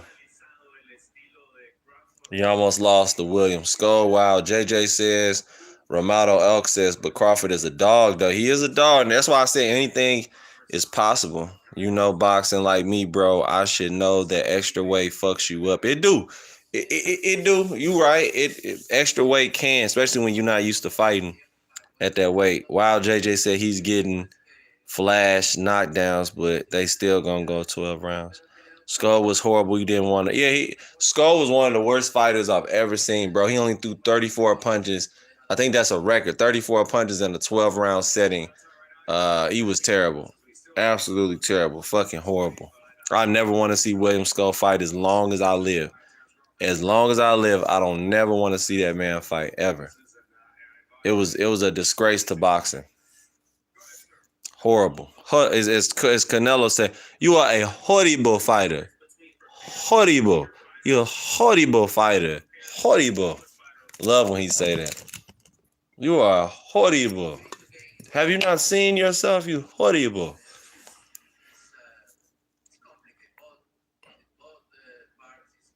Wow, JJ said, but it depends on the fighter, bud. It's different. Everybody keeps saying the weight this, the weight that, but they don't know until fight night. The narrative is getting annoying. It is. I agree. Because Crawford walks around at 180. Never forget that. And he spars people over 175. I can see if Crawford never sparred big people, if Crawford never sparred bigger opponents, then yes, I would be picking Canelo for the knockout right now. I would be telling you all Canelo is going to knock out Crawford, and I would say put big money down on Canelo knocking out Crawford if he never sparred people bigger than him. But he's been sparring people bigger than him for years, and for years. There is nothing Canelo is going to do that Crawford has not seen already. I'm telling you what I know. Now, the body shots that Canelo hopefully throws is going to test Crawford to the highest level. But if Crawford goes into a head hunting mode, if Canelo goes into a head hunting mode, I'm telling you right now, he's going to lose, and he's going to lose bad. Canelo has to work the body. That is one of my number one keys to victory for Canelo Alvarez, is to work the body early and often, slow down Crawford, and beat him up. If he don't beat him up early, I just don't see Crawford getting tired of slowing down, and I see Crawford gaining momentum and throwing more punches as the fight goes on. So hopefully he puts money in the bank if Canelo wants to knock him out. That's what I believe. That does not mean he's not a great fighter. That doesn't mean he's not a good fighter just because of the fact that I mentioned that. But I'll tell you what, the win against him is going to be one of the best wins in my career. For Terrence, well, that talks about being about your resume, that you're not a leading fighter. After this fight, how would you rate yourself as a boxer in general? So listen, you know what I mean? Like I said, win over Canelo. I really believe that. Thank you so much. Thanks. Go ahead. This fight is named once in a lifetime event. There's been a lot. Yeah, he definitely going to beat up Terrence's arms. He does that to every fighter. I'm not surprised.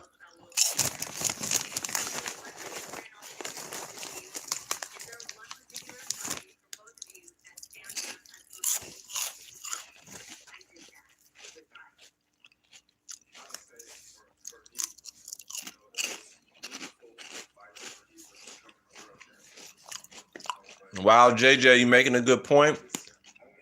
But you got to understand, it's different when you put on those 10-ounce gloves.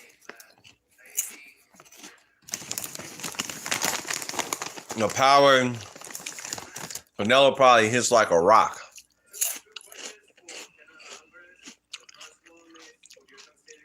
We're going to see what happens, man. They both are high-level, elite counterpunchers.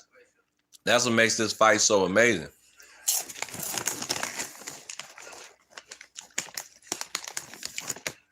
They both have elite counterpunching skills.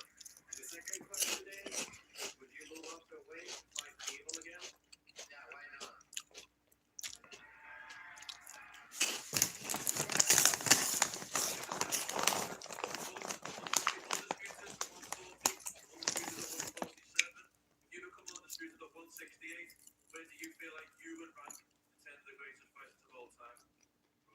When I become undisputed. Like I said, you're on Mount Rushmore. I keep saying the same answer. I keep asking the same thing in different ways. But like I said, a win over Canelo Alvarez put me on Mount Rushmore. I'm done with all of It's different when you step in that ring with Nello. Yep. Wow, JJ Bud knows. Bruh, you locked fries? What? I don't know what that means. One thing I could do is motherfuckers can make any mistakes. That's true. Let's see. Well, that's like what happened to Joyce. Canelo, too, will eventually be a punching bag until his chin will crack. Okay. All right.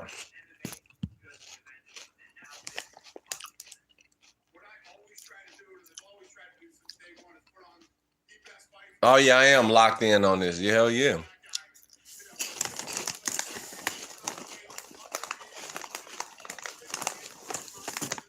I'm very locked in.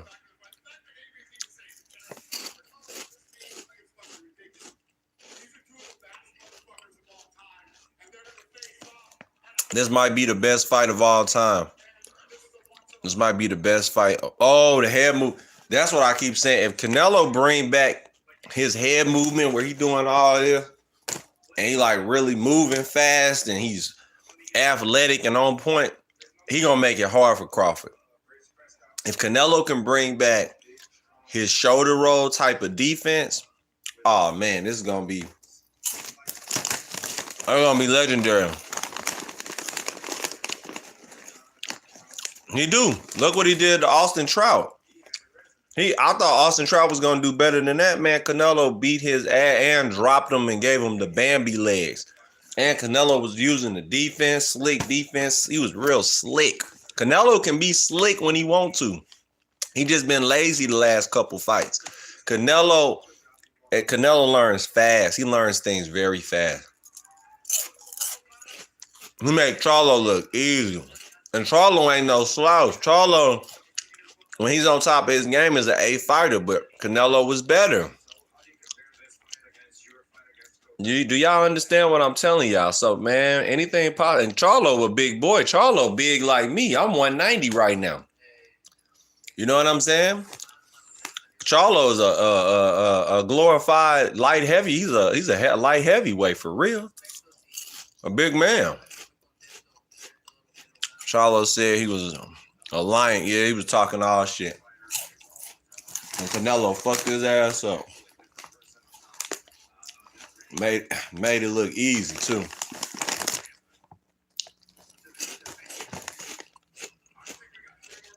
Yeah, I agree. He was a clown. He's a clown for letting Caleb Plant hit him and he didn't do shit. That'll make you a clown.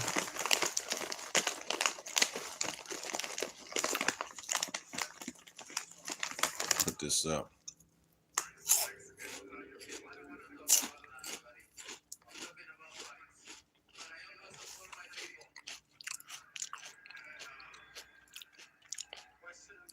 Hell yeah. That shit crazy. I'll be right back. That shit crazy.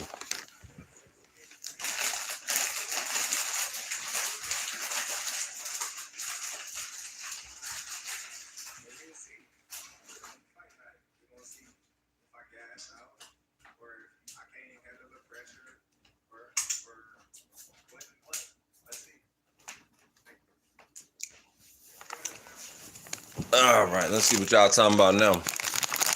Crawford, that completely different. Yep, tell him, JJ. Completely different. Notice Canelo always moves out to his left. If Crawford can find him, yeah. Canelo is shown to be a very slick boxer when he want to be.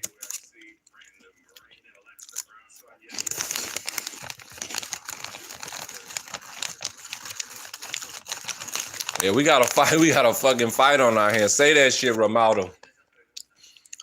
I can't wait. Let me remind you all. Shakur Stevenson right now, for the younger cats, is the best boxer in the fucking world. Let me say it again. I don't think y'all heard me. Shakur Stevenson is the best pure boxer in the sport today, bar none. Percentages don't lie. Punch punch percentage wise for his other opponent is like 10 to 15% on average. His opponents only land 10 to 15% of power punches on him.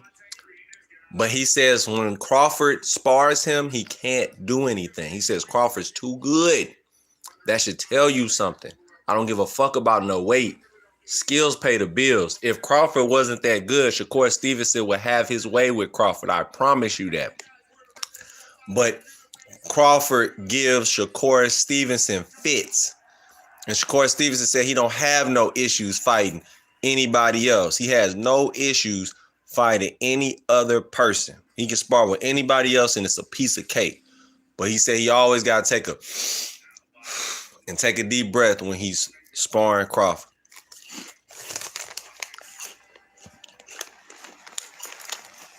GG easy. I don't know what that means. I still go. Oh, the Mexican G. Shout out to the Mexican G. Shout out to the Mexican G. My mind's in the room. Let's go. I'm ready for the moment of truth. I'm ready. I'm fucking ready for Saturday. I'm going crazy. I'm watching videos all night long. I can't sleep. I got my snacks. I got my snacks. Jalapenos and chickpeas. I can't sleep. I'm going crazy. I got my protein. I got my protein powder. I'm going crazy, man. I'm going crazy. I can't sleep. This is how you know it's a big fight. I can't sleep.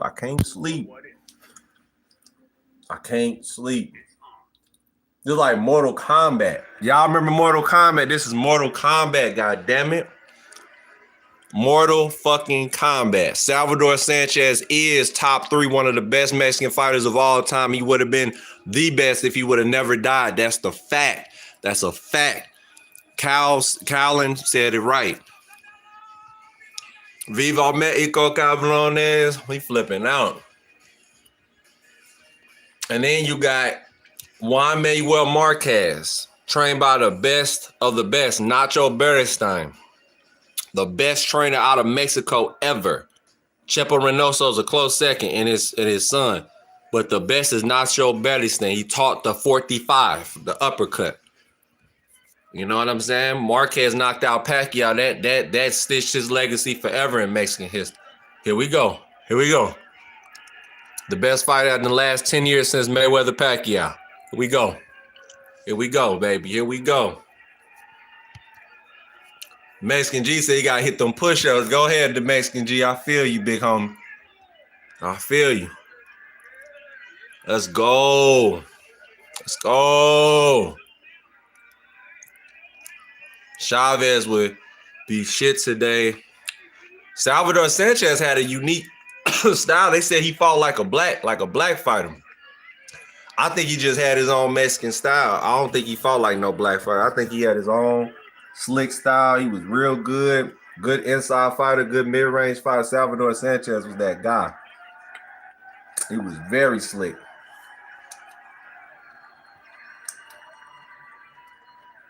I remember his son fought for a while. He didn't do that good, but he fought for a while. After Salvador Sanchez's son. He would have fucked Chavez up. Who would have fucked Chavez up? Who you talking about? I know Oscar De La Hoya beat the shit out of Chavez. That's why Oscar became the superstar that he became. He beat Chavez ass. He beat him like he stole something. You know? So where do y'all rank Oscar De La Hoya in Mexican boxing, just boxing history, period? But for Mexicans, where do Mexicans rate Oscar De La Hoya? Is he in the top 5 or top 10? Where is he at? I got Eric Morales. Nigga, keep jabbing. I got Marco Antonio Barrera in my top 5. I got Israel Vasquez, Rafael Marquez. Y'all forget about the little guys, man. Rafael Marquez, Israel Vasquez. I guess you could throw David Benavidez in there, you know, even though he's, you know, half Ecuadorian, half Mexican, but he reps his Mexican heritage to the fullest. I'm the best fighter in the world.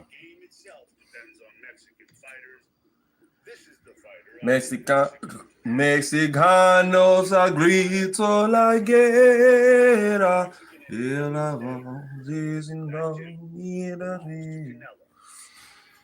Y sabiendo sus vistos de guerra, no el camión.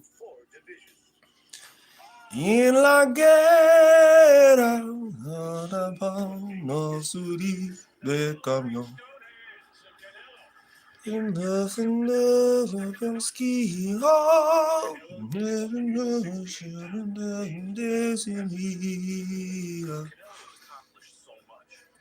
Mexicanos al grito la guerra. No subir de camión. What y'all know about that Mexican national anthem? What y'all know about it? De La Hoya was a hell of a fighter in his earlier career. Yes, that's right. Came to support, but at this point, I'm kind of burned out on debating. It's all good. Just draw.com. It's all good. I appreciate you supporting, man. You know, I'm not stopping until Saturday, man. I'm making a video every day until Saturday. Every day. Chavez was a force to be reckoned with. That's right.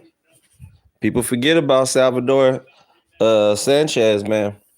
Special. He was so good. You know, I get upset at Felix Diamante Verdejo from the Puerto Rican side of things. His style was so fan friendly, so fun. He could box, he could do inside boxing. He had great head movement, great offense. When he was on top of his A game, he was just hard to beat, man. Man, he was so good. Oh, Felix Diamante Verdejo, man, great footwork, great power, one punch knockout power. And he just gave up boxing because he wanted to party and act crazy. I don't understand it. I will never understand that shit.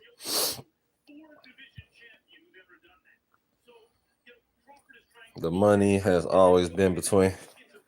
Yep, Mexicans and blacks. Luis Hidalgo, that's right. The money has always been between the Mexicans and the black. And see, this is another thing too.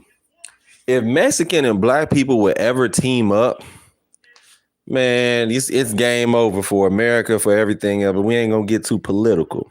But I'm just telling y'all the honest truth that Mexicans and black folks was the team up, it'd be all over for America. I'm gonna continue to say that. That's the honest truth. That's the honest truth. If Mexicans and blacks was the team up, it'd be game over. It'd be game over.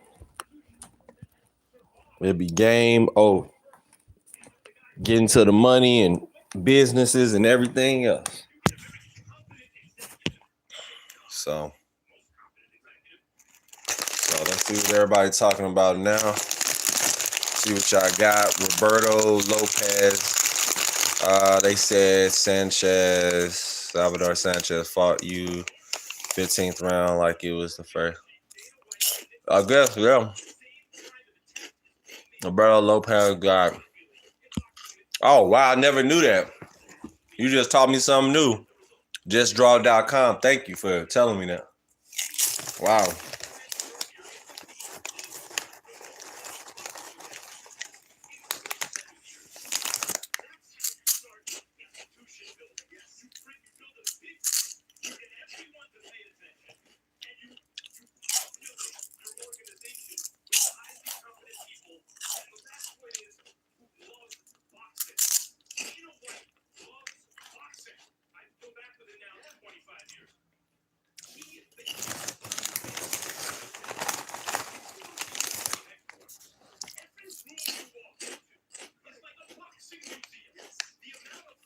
Make sure y'all hit that like button.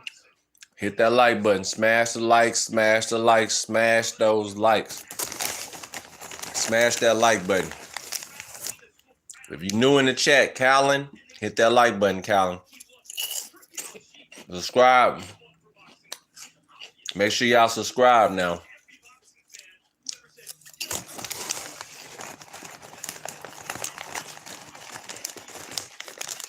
Make sure y'all subscribe to the channel. If you have subscribed, put a 1 in the chat right now. If you have subscribed to the channel, put a 1 in the chat. I want to see who all subscribe. Put a 1 in the chat if you have subscribed to the channel. Hit the like button. 1's in the chat. There you go, Callan. Appreciate you. My mods, disregard this. All my mods, do not put a 1 in the chat. I know y'all have. And he gonna put 1 anyway. I already know you did. Silly, I know, man.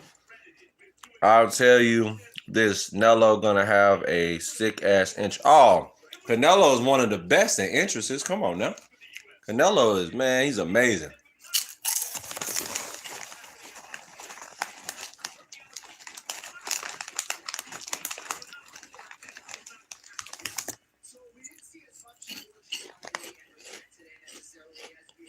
If he beats Crawford, I'm still gonna give him credit. Watch. It's good. They should give him credit. Why wouldn't they give give Canelo credit for beating Crawford? Come on now. Oscar did have a great jab.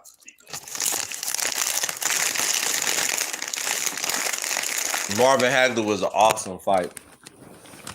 Anytime Marvin Hagler fought was awesome.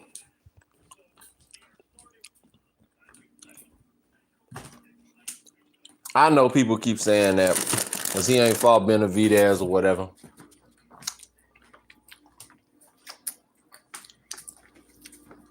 Canelo to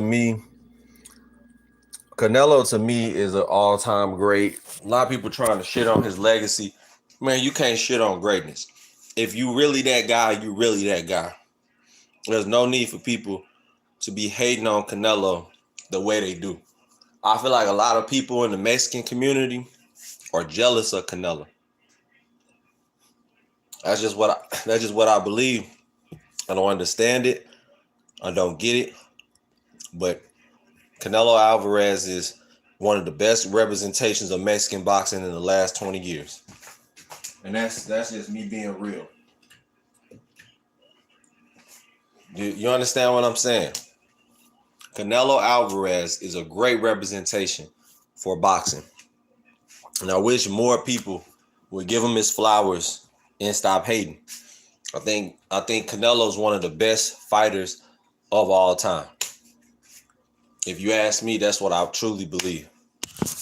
Because he has a unique style that a lot of Mexicans over for America. Puerto Ricans have some fighters with hands too. I agree, bro. The Mexican G, like I was telling them, if black people and Mexican people was to ever team up, it'd be over. It'll be over. I'm saying what I'm saying because it's the truth. If black people and Mexican people was to ever team up, America would be done. Within 5 years, Mexican and black people would take over. Money, politics, family, the culture.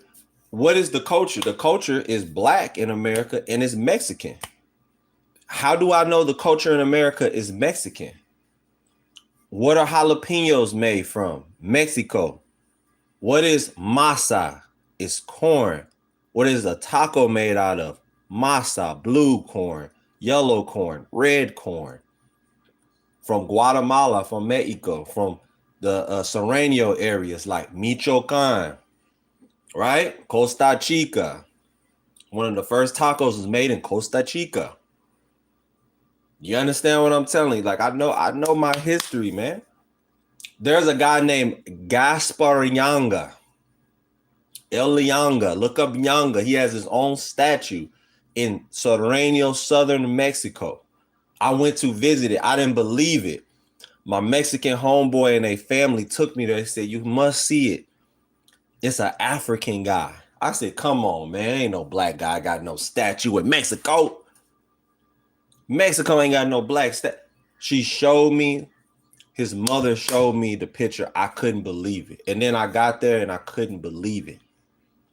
He helped the indigenous people of Mexico, indigenous meaning very dark brown, reddish people in Mexico, defeat the Spanish colonizers in that area and brought freedom to that area. The indigenous people were being enslaved just like the African people, the dark brown people of Mexico, who today are doing a lot of the landscaping work. They're doing, the different carpentry work, different eye job work, construction work. So shout out to all the Mexicans who do roofing, construction, all of that, because y'all the ones who make America whole. Without Mexicans, America would be nothing. I'm not done. Avocados is Mexican. Where were their indigenous made at? Avocados is made indigenously in Mexico. Where are cactuses made from? Mexico. Never forget that. Mexico is where cactus started at. Man, I can go deep. Y'all not ready, man. Y'all not ready. Y'all not ready. Cilantro is made from Mexico. Then my homegirl, her friend took me to the Vicente Guerrero Museum in Mexico. It's in Serrano area near Monterrey, Mexico. In Monterrey, if anybody know about Monterrey, it's a La Finca. It's a farming type of area, type of town. Similar to Guadalajara, but very different. Because people don't understand, all Mexicans are not a monolith. You will see very different looking Mexicans going to different areas of Mexico. You know, Michoacan people don't look like Culiacan people, and Mazatlan people don't look like let me think of something like Guadalajara people. Everybody has their own look, and that's what makes Mexico such a beautiful flavor. You know what I'm saying? So many different flavors in Mexico. But anyways, that's just a little history. Just a little history. I don't want to bore you all with that. But shout out to all my Mexicanos. I have a lot of respect for y'all because I grew up with some of the best Mexican madres and padres that they shaped who I am today. You know what I'm saying? They just some real ass people that kept it real with me. You feel me? So I'm gonna always have a high level of respect for a lot of Mexicanos. Period. Let's see here. I'm gonna be in Vegas going there for a wedding on Sunday, but I'll be there Friday. There's also Afro-Mexicans down south. Yes, they are. Shit, Texas, the biggest demographic, people don't notice, the biggest demographic when it comes to, and it's not talked about, in Texas, in neighborhoods, is Black and Mexican families in middle-class neighborhoods. Let me say it again.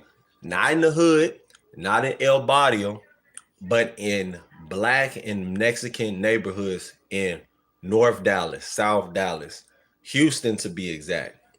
So just breaking it down, man. I'm just letting you know, don't be surprised in the next 20 years if you see a Black and Mexican mixture takeover where you see blended families and people are just going to be shocked. And I'm not going to be shocked because I saw it coming before. I pay attention to my landscape. I pay attention to everything. You know what I'm saying? I'm very, very in tune and in touch with what's going on around me, especially after that experience going down there to Mexico and seeing the Yanga. You know what I'm saying? Gospel Yanga. Seeing Vicente Guerrero. Like you said, it was the first Mexican Black president, or the first president of Mexico who was a Black man, which is crazy. He had indigenous, Black, and Spanish roots. It's crazy. So, like I say, shout out to Mexico. Shout out to all the great champions that come out of Mexico. And Mexican people keep boxing alive. Let me say it again. Mexican people keep boxing alive. If Mexicans was to stop watching boxing today, a lot of it would shut the fuck down. That's the honest truth. If I'm being honest, no glazing, no hyping Mexicans up. This is the truth. I only like to speak la verdadero. La verdad. That's it. I'm gonna speak the truth. That's it, bro. What up, CC Motion 1998? What up? This reminds me of that South Park episode where everybody was mixed in the future. That's gonna happen. It's gonna be a point where there's more mixtures than just European, than just Black, than just Native. You know what I'm saying? You're gonna see different mixtures. That's what's to come, you know. But going back to, let's see here. Yep, the Mexican G is showing. Yep. Yeah, the Spanish are treating the mixed people like second class. Break it down. The Mexican G breaking it down, bro. He know his history. Smart. It would be game over. The Mexican G said, boom, boom, boom. De La Hoya is definitely top 10 Mexican boxer of all time. Yep. Mm-hmm. Absolutely. So, like I said, man, boxing is a beautiful sport. I've learned so much about different races, different people in a positive light. You know, even with the Ukrainians, you got Ukrainian boxers like Usyk and Lomachenko, and you just learn so much from so many different people. You learn so much from so many different people, man. Like I said, shout out to all of the Mexicanos out there in the world who are always getting up, holding it down for their family, you know? Getting up, holding it down for their family, working hard. Shit, some are even becoming boxers to support their family.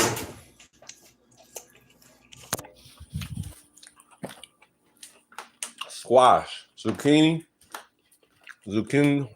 come from Mexico.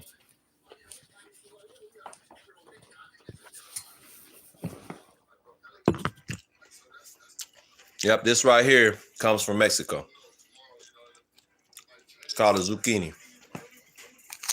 But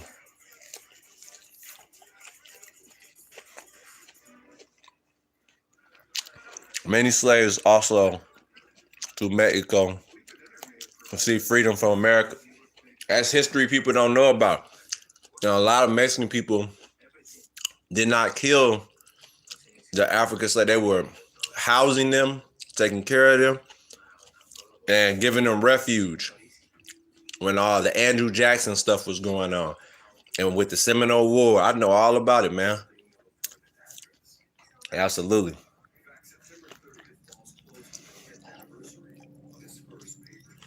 The Mexican G, very smart. Very, very smart.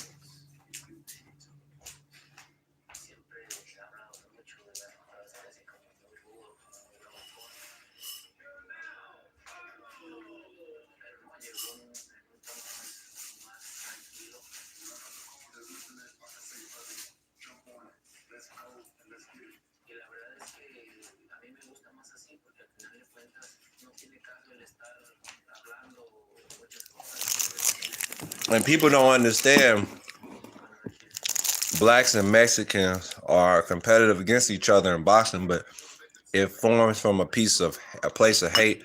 Is cultural pride. Hold on. Competitive form, but it forms come from the place of hate. I don't like that, to be honest, but it is true. What you're saying is true. But I don't like that. I wish it wasn't like that, you know? I wish it wasn't like that because it's a cultural pride thing at the end of the day, yeah. I agree with you on that. I don't think we should be hating each other though, but I get it. You know, come fight night, it's gonna be, you know, fuck the what they be saying, the mayates, fuck the mayates, man. We gotta win. It's Mexicano, la raza, and then you got black folks, you know, saying, man, fuck those beaners, man. We gonna win, blah blah blah blah blah. You know, people talk they shit, but at the end of the day, it's all love, man. They be like, pinche mayate. That shit is hilarious, man. Oh man, that shit is hilarious. See me, I don't get offended by any of that. Like I said, I grew up around both, so I grew up around both, so I already know. I saw that shit growing up my whole life. Saw all of that kind of stuff growing up. Yep, my whole life saw that kind of activity. Because when I was a kid, that's when all the gang shit was at its height. You know what I'm saying? All that gang banging shit. I'm so glad a lot of that shit has went down. People have got some common sense and they ain't killing each other over colors or race and all that dumb shit. So hopefully it stays like that, man, because we need to unite. Muhammad Ali is a fighter coming up. Okay, I'm gonna look up Muhammad Ali. Okay, I'm gonna look him up. Thank you for bringing him up. They say little Mexicans because we're short. Yeah, they do say that, but shit, y'all got the most heart out of anybody. No matter how short you are, it's all about this. Corazón. It's all about your heart. It's all about your heart.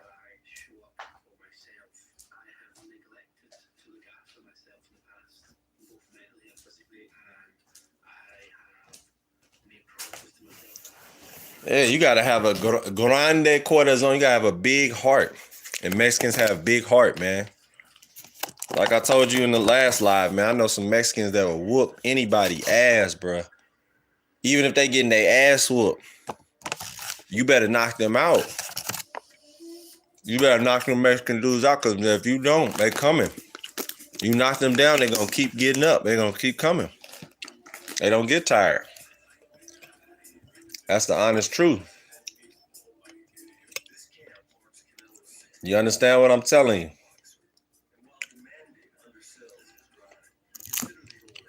You feel what I'm saying? No hatred towards each other. Blacks, that's right. Always remember who took it. That's right. The Mexican G, see, you smart. You ain't no dum-dum. The Mexican G got plenty of sense. Yep. Never forget about Fernando Cortez. Was the first conquistador to come over to Mexico to kill, rape, and pillage natives in Mexico. Never forget about that. Fernando Cortez. Cortez was a motherfucker. He was evil. That was an evil, evil man. He tricked the native Mexican people with alcohol, with liquor. He gave the natives liquor and had them sign these false treaties that weren't in Mexican people's favor. And he slowly started taking over the land that way. And he started killing people. It was crazy, man. Y'all have to look it up yourself if you want to look up the history of Mexico. It's deep. Yep, Fernando Cortez. What's up with it? Otani Way says, yo, what up?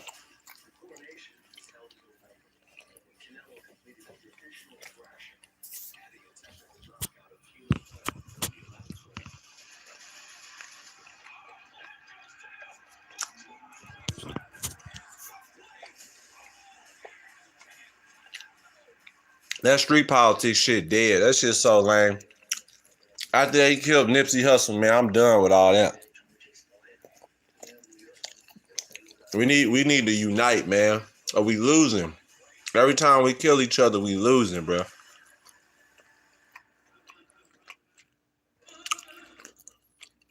Obi Perez, that's true. People get caught up in the street bullshit. They think there's hatred between us when it's because of street wars going on in other communities. Yep. Mm-hmm. I agree.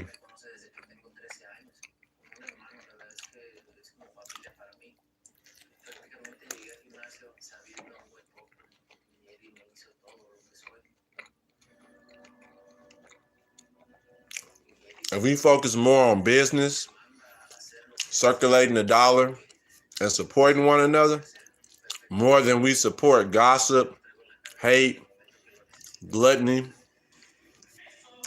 drugs, alcohol, if we let our vices go and put our energy towards what's positive, what makes sense, we'll all win. Everybody will win.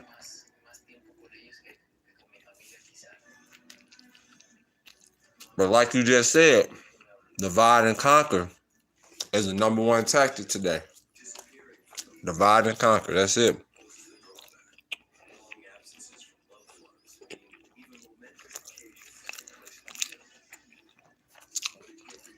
Boy, that Dominican G is smart, boy.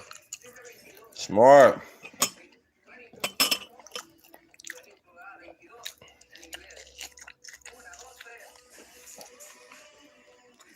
You know something, man.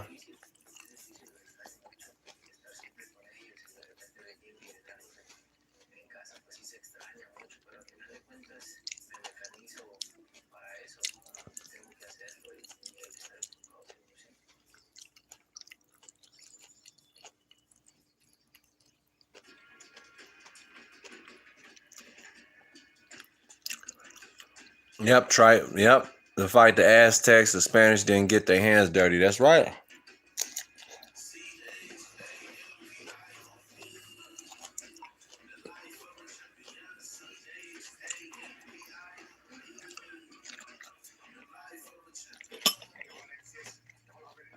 A very good breakdown, man. You really know your stuff.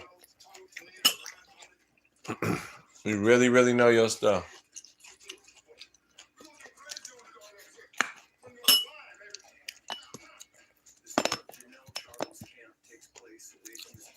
Canelo Charlo, man. I remember that build up to that fight. I really thought the Charlos was gonna do something. They didn't do shit. And Tiny Way says, looking forward to these 3 days of fight. Man, I am too. We got 3 more days to go. We ain't got long. We ain't got long, man. I gotta know the history about my people. A lot of people, they don't know though, man. If you told this to half of the people that you know, a lot of people would be scared of you, man. They'd be like, oh my God, the Mexican G, oh my God. I'm still a fan of the Charlo bros too. They can come back, especially the older Charlo. But the younger Charlo, man, he gotta get his confidence back, man.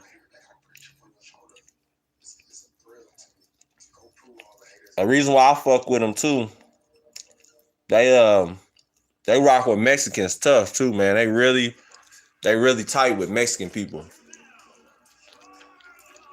So shout out to the Charlos. There's some good brothers though.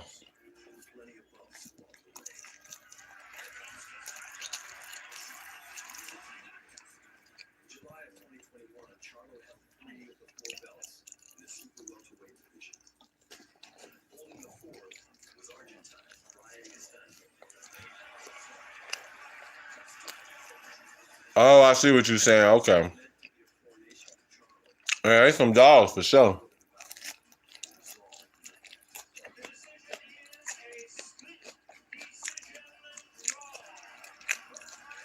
Yep, they are definitely some dogs. Yeah, after getting slapped in the face like that. Right.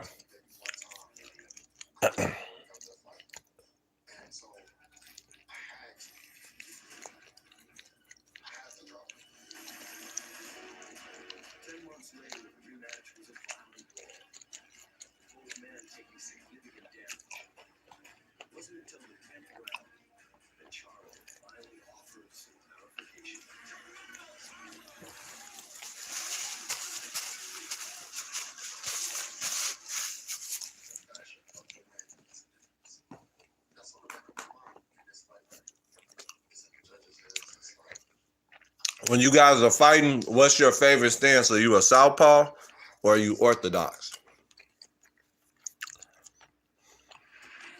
Oh yeah, the Mexican G, that's true.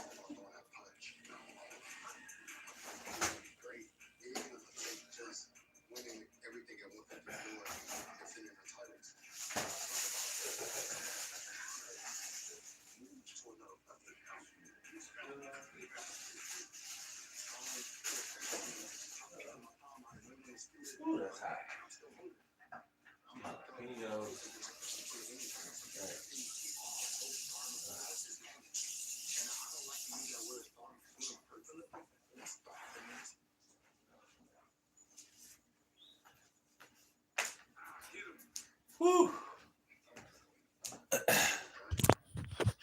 Man, these damn jalapenos I had was hot, man. Even against Jose Benavidez, he didn't look great. Yeah. Those some hard styles to match up with, though, y'all. Them ain't no easy styles to go up against. That's for damn sure. Yep, not easy.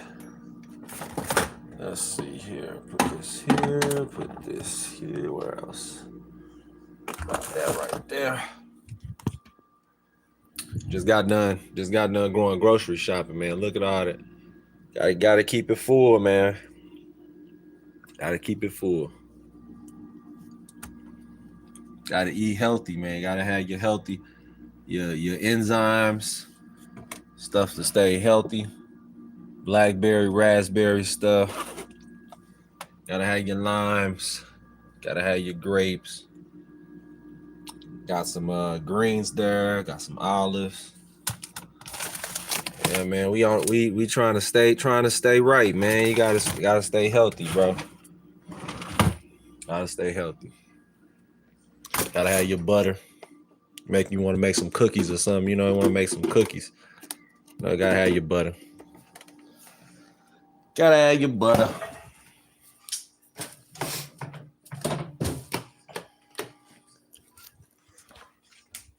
See what we got going on. Go ahead.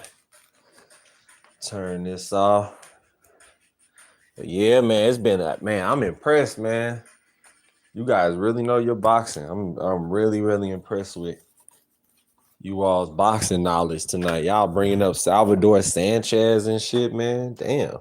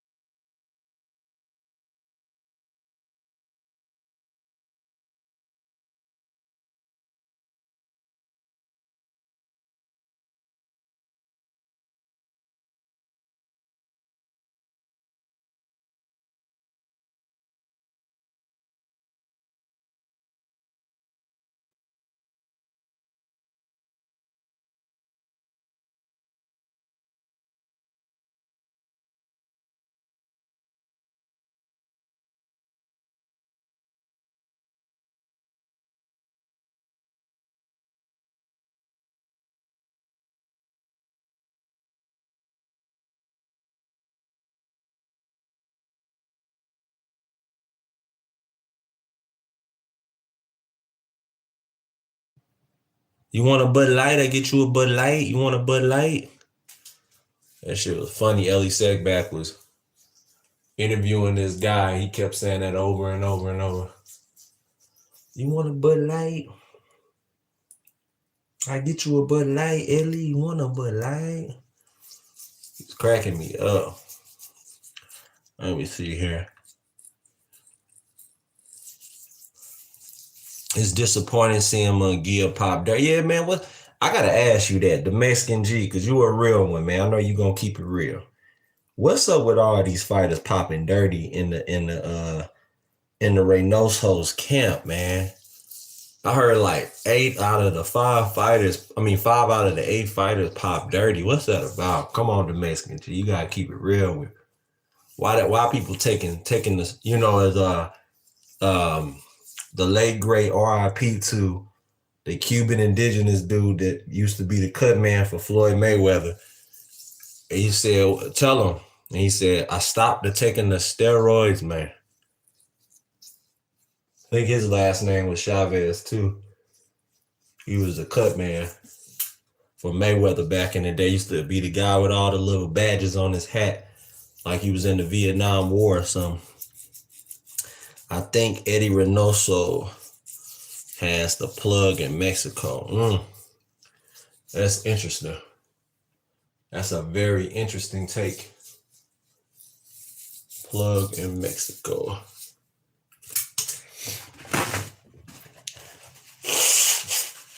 Very interesting take.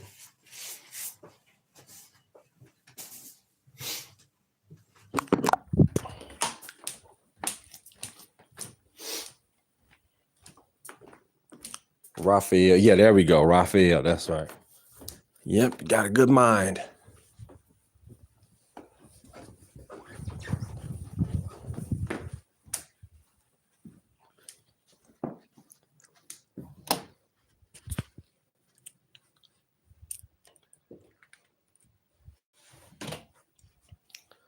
Yep, Rafael Garcia. There you go. Mayweather cut man. Man.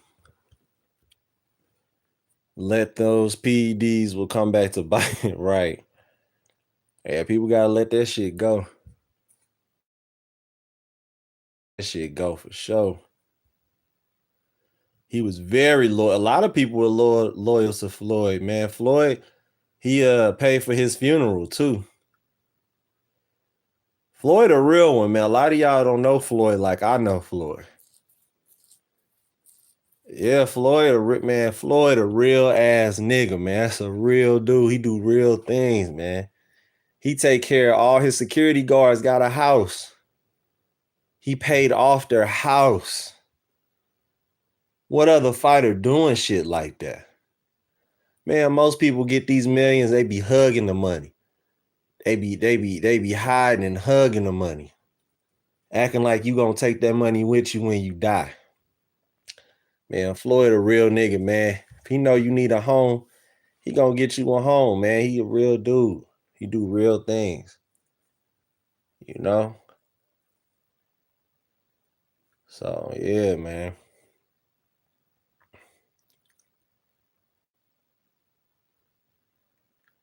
Yeah, he does all that arrogant shit for staying relevant and promo. He know that's what's gonna trigger people's mind and gonna piss people off. So that's why he do it. You know. Floyd really does help a lot of people out though, man. I know from experience because I remember he came to my uncle's funeral. My uncle is Hank Henry, that used to be his photographer for over 17 years while Floyd was boxing. And my uncle passed away a couple years ago. He paid for it in full. Whole funeral.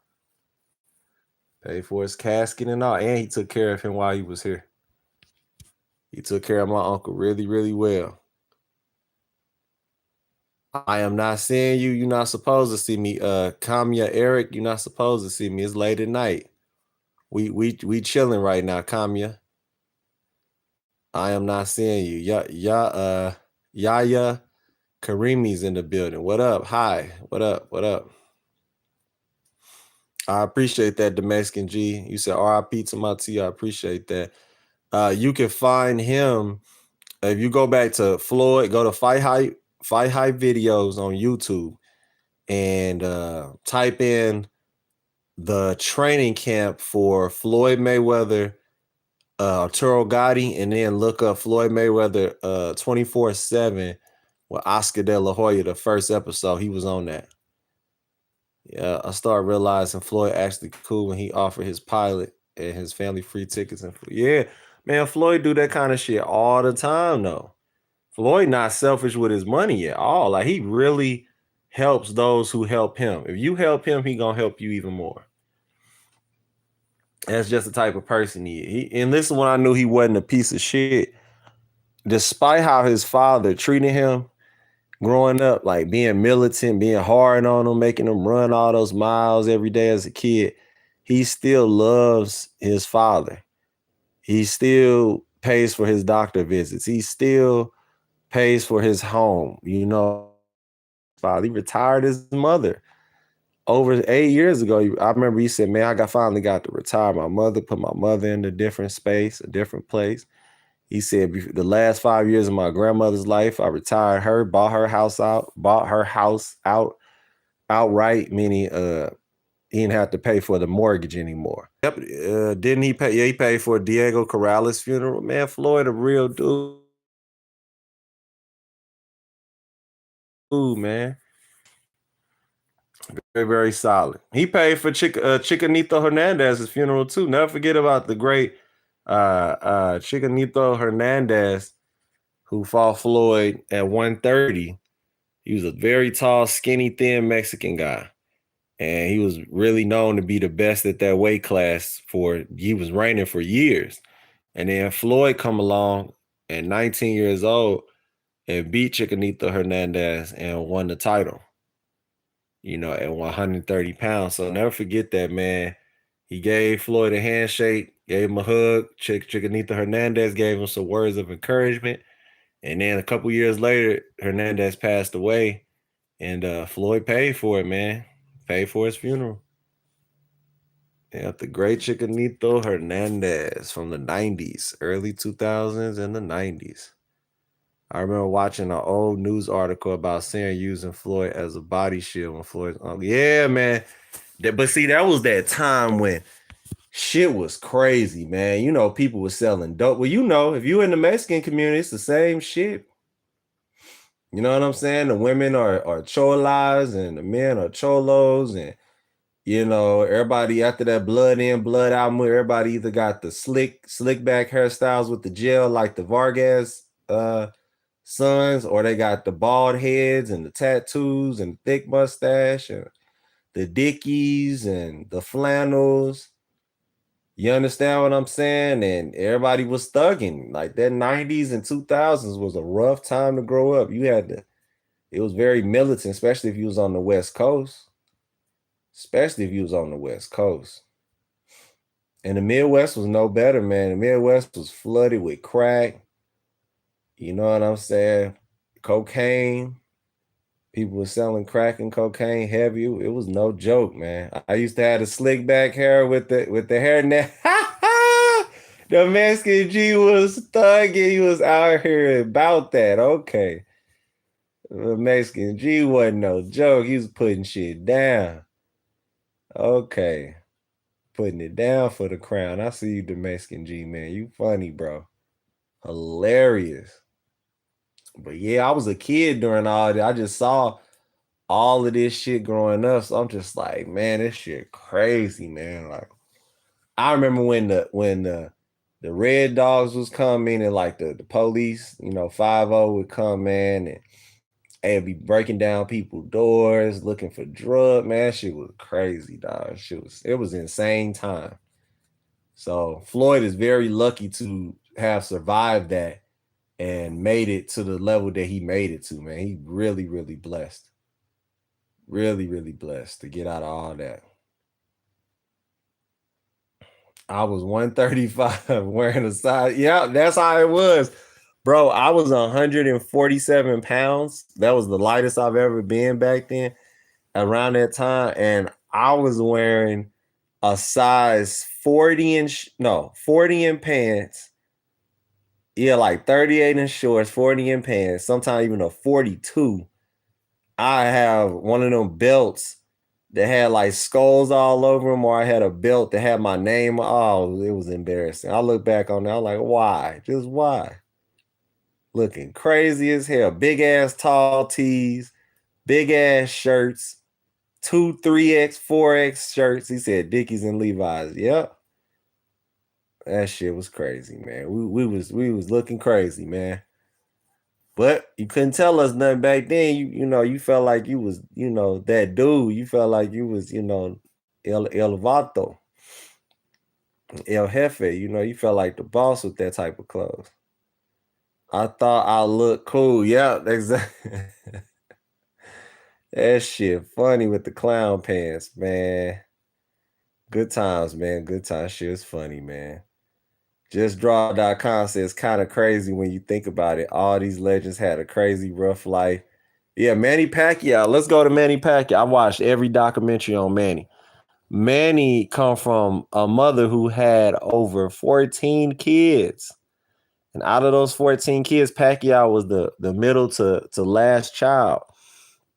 And Pacquiao Pacquiao would steal from local grocery stores just to survive. He said he remembered going in the wintertime. No, it was in the summertime. They went 14 days straight, little to no food. And then he got so fed up. He saw his mom crying, and he used to fight people. He would fight people in order to get a bag of rice. And he would always win, and he'd take the bag of rice, walk 5 miles just to fight. Listen to what I'm telling you, because this shit sound like some 1900s, 1800s slavery shit. Manny Pacquiao come from the dark-skinned people of the Philippines. If you're a dark-skinned person in the Philippines, that's like the super slum, the super hood. You're treated fucked up. You treated like you ain't shit. Second class, third class citizens, like you don't belong. And you don't get many rations. You don't get no welfare. You don't get nothing. You just got to survive. So many of the times the politicians will have the little kids or the teenagers fight each other in order to earn, a loaf of bread, in order to earn some water, some well water, in order to earn a pack of cigarettes. Because Manny said that's what got him smoking cigarettes, was the old politicians would give a carton of cigarettes to a little kid. Manny was 8 years old smoking cigarettes. That's crazy. That shit will never happen today. But that was a different time. You got to think about Manny, almost 50 years old now. That was a different time, man. That was a different time. I remember Manny saying his dad got so hungry because they couldn't eat. So he looked at the dog, and sometimes that's how it go. If you in third world country like the Dominican Republic and shit, man, that kind of shit go on all the time, man. And that is heartless, but man, some people, man, they'll do whatever to eat. Some people just fucked up, man. Yep, he ate the dog. Ate the dog. Some crazy shit. Every time I believe I have it rough, always think to yourself, it can always be worse.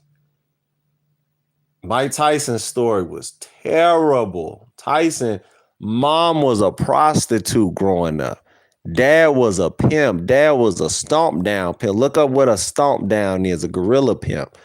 So that means you putting hands and feet on your women when they don't do what they need to do. Let's say back in the day, a good day was making $500 a day. So if you turning tricks for $20, $10, add that up, how many people you got to fuck to get to $500 a day. And if you didn't meet your quota, you get your ass whooped. That's how pimp culture worked back in the day. Mexican people had pimp culture. Black people had pimp culture. If you didn't make enough money, you're going to get that ass whooped. Here come the belt, or here come the fist, here come some slaps. And Mike Tyson said he saw it all the time. That's why he had so much anxiety and fear growing up, because you'll just be asleep and then your mom getting the ass whooped by the father because you ain't make enough money. That's a hell of a fucking life to live. And then you in the projects.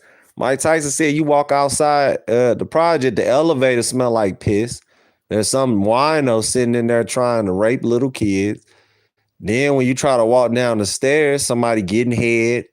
A local drug dealer got a crackhead giving them head on the stairs. So you a little kid, got to walk past that. They look at you like, what the fuck you looking at, little nigga? And then you walk past there. And then you get to the bottom, and you can't be looking no drug dealers in the eye because they high, or they pissed the fuck off at the world for whatever reason, or they want to make fun of you, so they slap you around. Talking about what your little square ass doing, pushing you down on the ground, offering people money to fight you. Then you just trying to get to the store to get something to eat.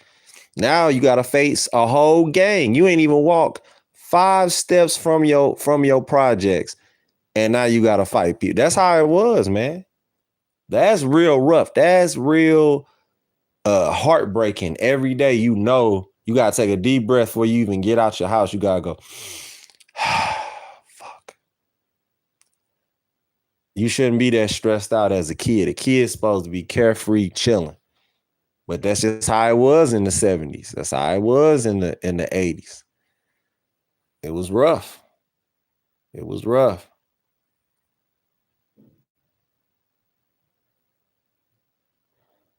The Mexican G said it was wild. I believe you, because people forget in certain parts of Mexico, some people never had a pair of shoes. Let me say it again. In some places in Mexico, people don't know what it is to have a pair of shoes, man. Like, it's rough. JustDraw.com said, no, I haven't heard of Stomp Down Pimp. Sounds horrible. Oh, yeah. Look it up. You can look it up on YouTube. It's called Gorilla Pimping. Gorilla Pimping ain't no joke. That's some. But see, those are losers, though. If you gotta listen, Mac and pimp culture, it started with the mind. All a pimp is somebody who controls the mind without force. It's these movies in the 70s. It's called black exploitation films. Start showing the more aggressive, mean, yelling, screaming pimp. You know, the guy who can't control his emotions because he hate his mother. He hate his own mother and hate women. Those are the type of ones they like to show. But the ones who are max, the ones who use their mind, you don't have to touch a woman at all to get her to do what you want her to do. If you really got it's called a mouthpiece. If you got a mouthpiece on you, you can get anybody to do whatever the fuck you want them to do. You feel what I'm saying? Like, you should be able to use just your mind and your mouth. You should never have to use your physical force on a woman. But you know that different strokes for different folks. Different strokes for different folks. I'm not gonna get too deep into it. But yeah, man, it's a wild culture. It's a wild world out here, man. And this kind of stuff do go on. I come from the streets, so I come from this shit. Let me see. JustDraw.com. So I remember seeing another one about Tyson where the pigeon. Yep. That dude was so angry, the bully, that Mike Tyson didn't give up his money fast enough or whatever it was, his lunch money. So he ripped the pigeon head off and started laughing. And that's what started Mike Tyson's dark reign. That's when he started beating the shit out of the kids. Mike Tyson said at the age of 11, he had already started, robbing people and robbing cars. By 13, he was putting guns to people's head. He's putting guns to people's head, saying, give me your purse, give me your money, give me your credit card, give me your debit card. It's crazy, man.